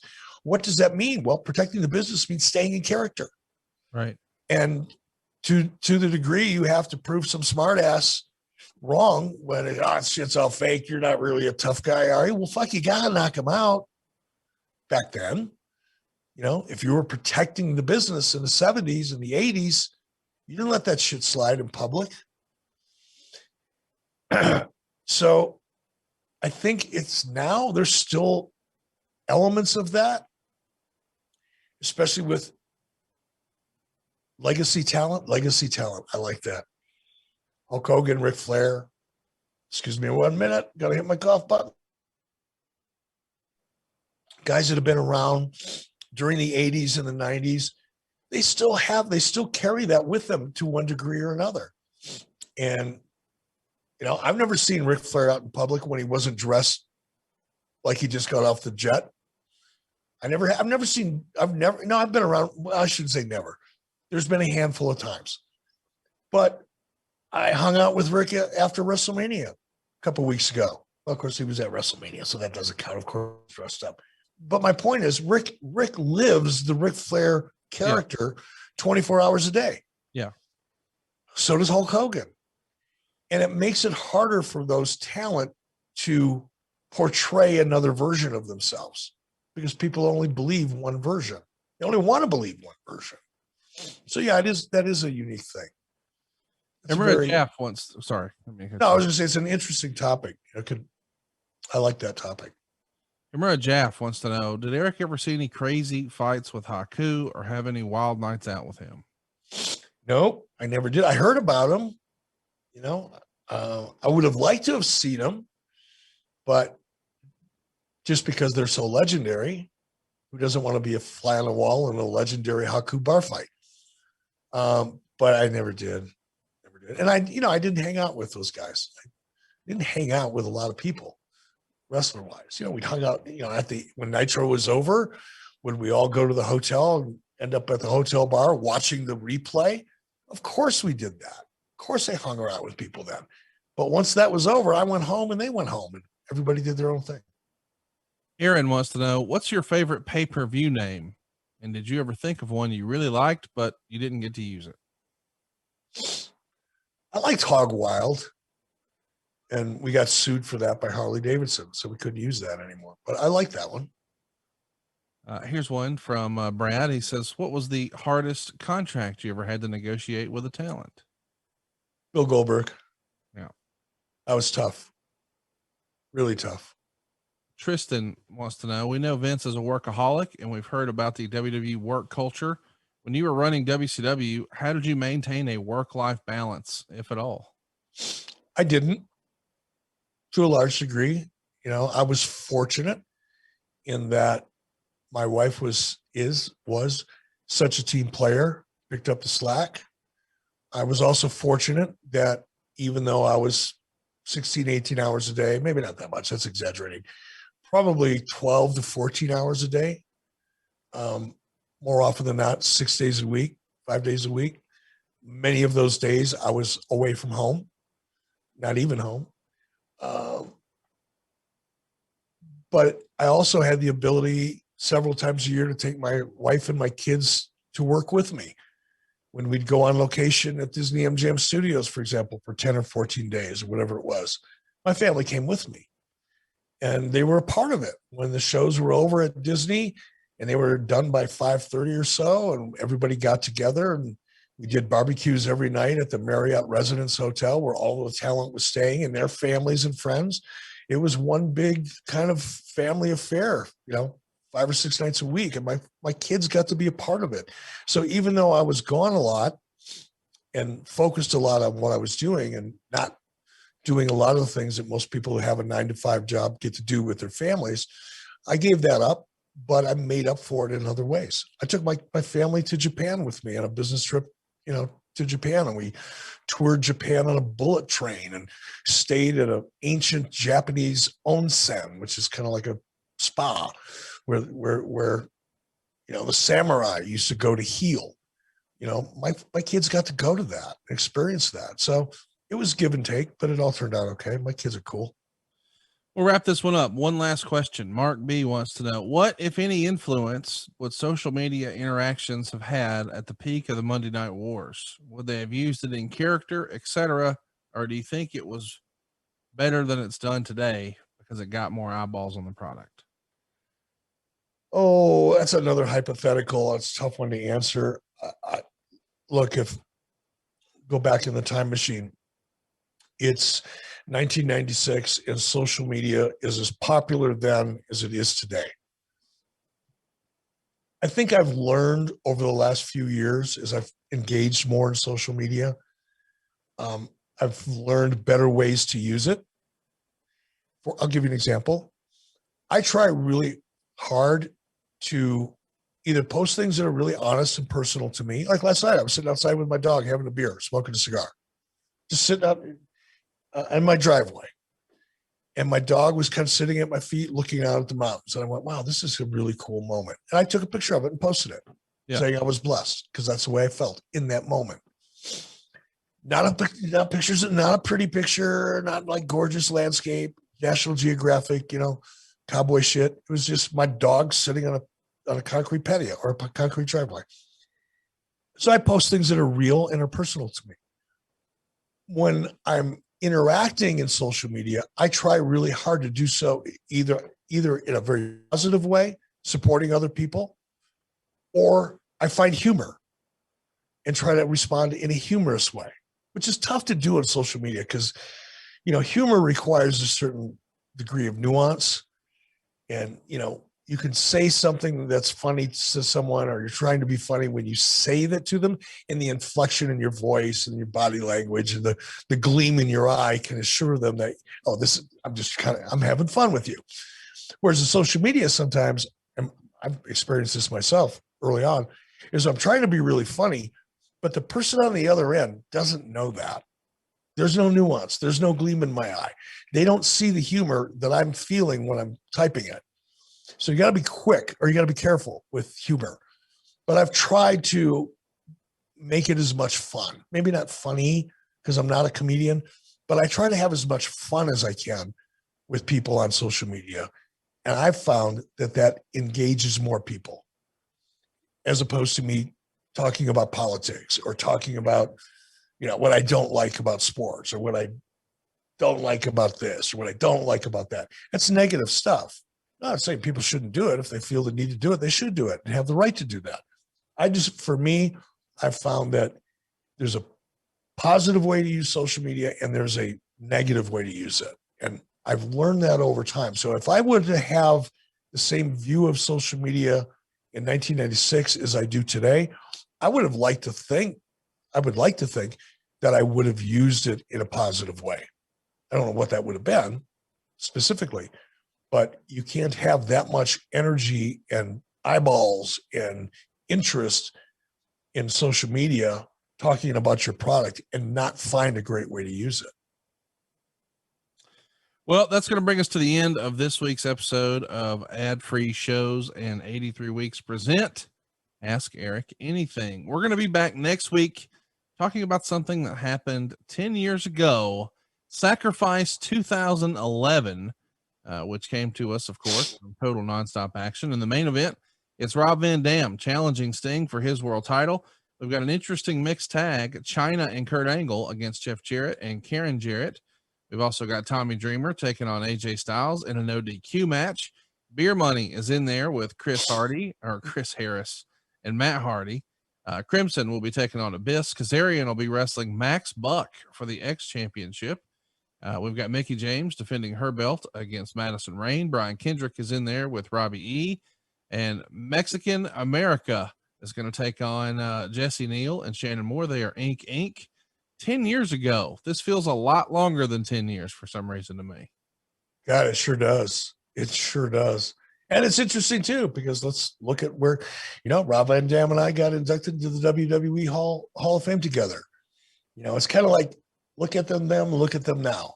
I love those kinds of correlations and discussions. So I'm looking forward to this. And Kazarian and I know, right? If you would have gone up to both Kazarian and the Young Bucks and said, okay, guess what, guys? In 10 years, look at this. This is what you're going to be doing. Yeah. Get the fuck out of here. What are you talking about? Put down that pipe. It's awesome, though. I'm going to call an audible, though. We had so many great questions we didn't get a chance to. We're clocking in at over 2 hours right now, so we'll cut it off. But in 2 weeks, we're going to be back doing another Ask Eric Anything. So if you didn't get a chance to get your question asked this time, go ahead and find us on Twitter at 83 weeks. We're going to do it again in 2 weeks. So here's your last call for alcohol, boys and girls. Ask Eric Anything coming up in 2 weeks. And don't forget, this Wednesday night, you can check out fortheheat.com. It's 9 Eastern, 8 Central, 7, whatever the fuck Eric's time zone is. Mountain time, brother. Mountain time. We're excited, man. It's a live radio show. You can call in and interact with both Eric and myself. You can watch along and get that number and everything you need to know over at fortheheat.com this Wednesday night at 9 Eastern. And don't forget, tomorrow, it's the debut episode of Jeff Jarrett's podcast. It's called My World. You can get it anywhere you enjoy podcasts. Of course, this Thursday, we've got another Dark Side of the Ring debuting on Vice. And then we're going to be back on the My World feed, breaking it down with the creators of that show as we discuss Brian Pillman. This is a big week for professional wrestling, Eric. My goodness. Isn't it amazing the amount of wrestling content? You've got A&E has their biographies along with the Collectible show. What is it? Was there 2 hours there on Sunday? Yeah, those are 3 hours because those are 3 hours. So you got 3 hours on Sunday. You've got 3 hours on Monday with Monday Night Raw. You've got 2 hours on Tuesday, NXT. You've got 2 hours on Wednesday with AEW. Whatever impacts to it, I don't watch that show. 2 hours on an hour, Thursday. 2 hours? 2 on Thursday, and we've got a 2 hour episode on Brian Pillman on Vice. And you got a 2 hour episode of Brian Pillman on Vice, and you've got a 2 hour episode Friday night on Fox. Oh, and Saturday, MLW's back. They're on Vice. So I don't know. I don't have my calculator here. I'm guessing just from doing rough math in my head, we're looking at about 14 hours of television of wrestling in prime time. That is awesome. That is so great. The only thing that would make it better would be if you could bundle all those shows together and make them ad-free. But you can only get that at adfreeshows.com. Check it out if you haven't already. You'll be glad. That was good. We'll be back next week. Thank you. That was good, Conrad. That was really good. Boom. Stuck that in there. See you, everybody. This is fun. Sacrifice 2011. We'll see you next week right here on 83 Weeks with Eric Bischoff.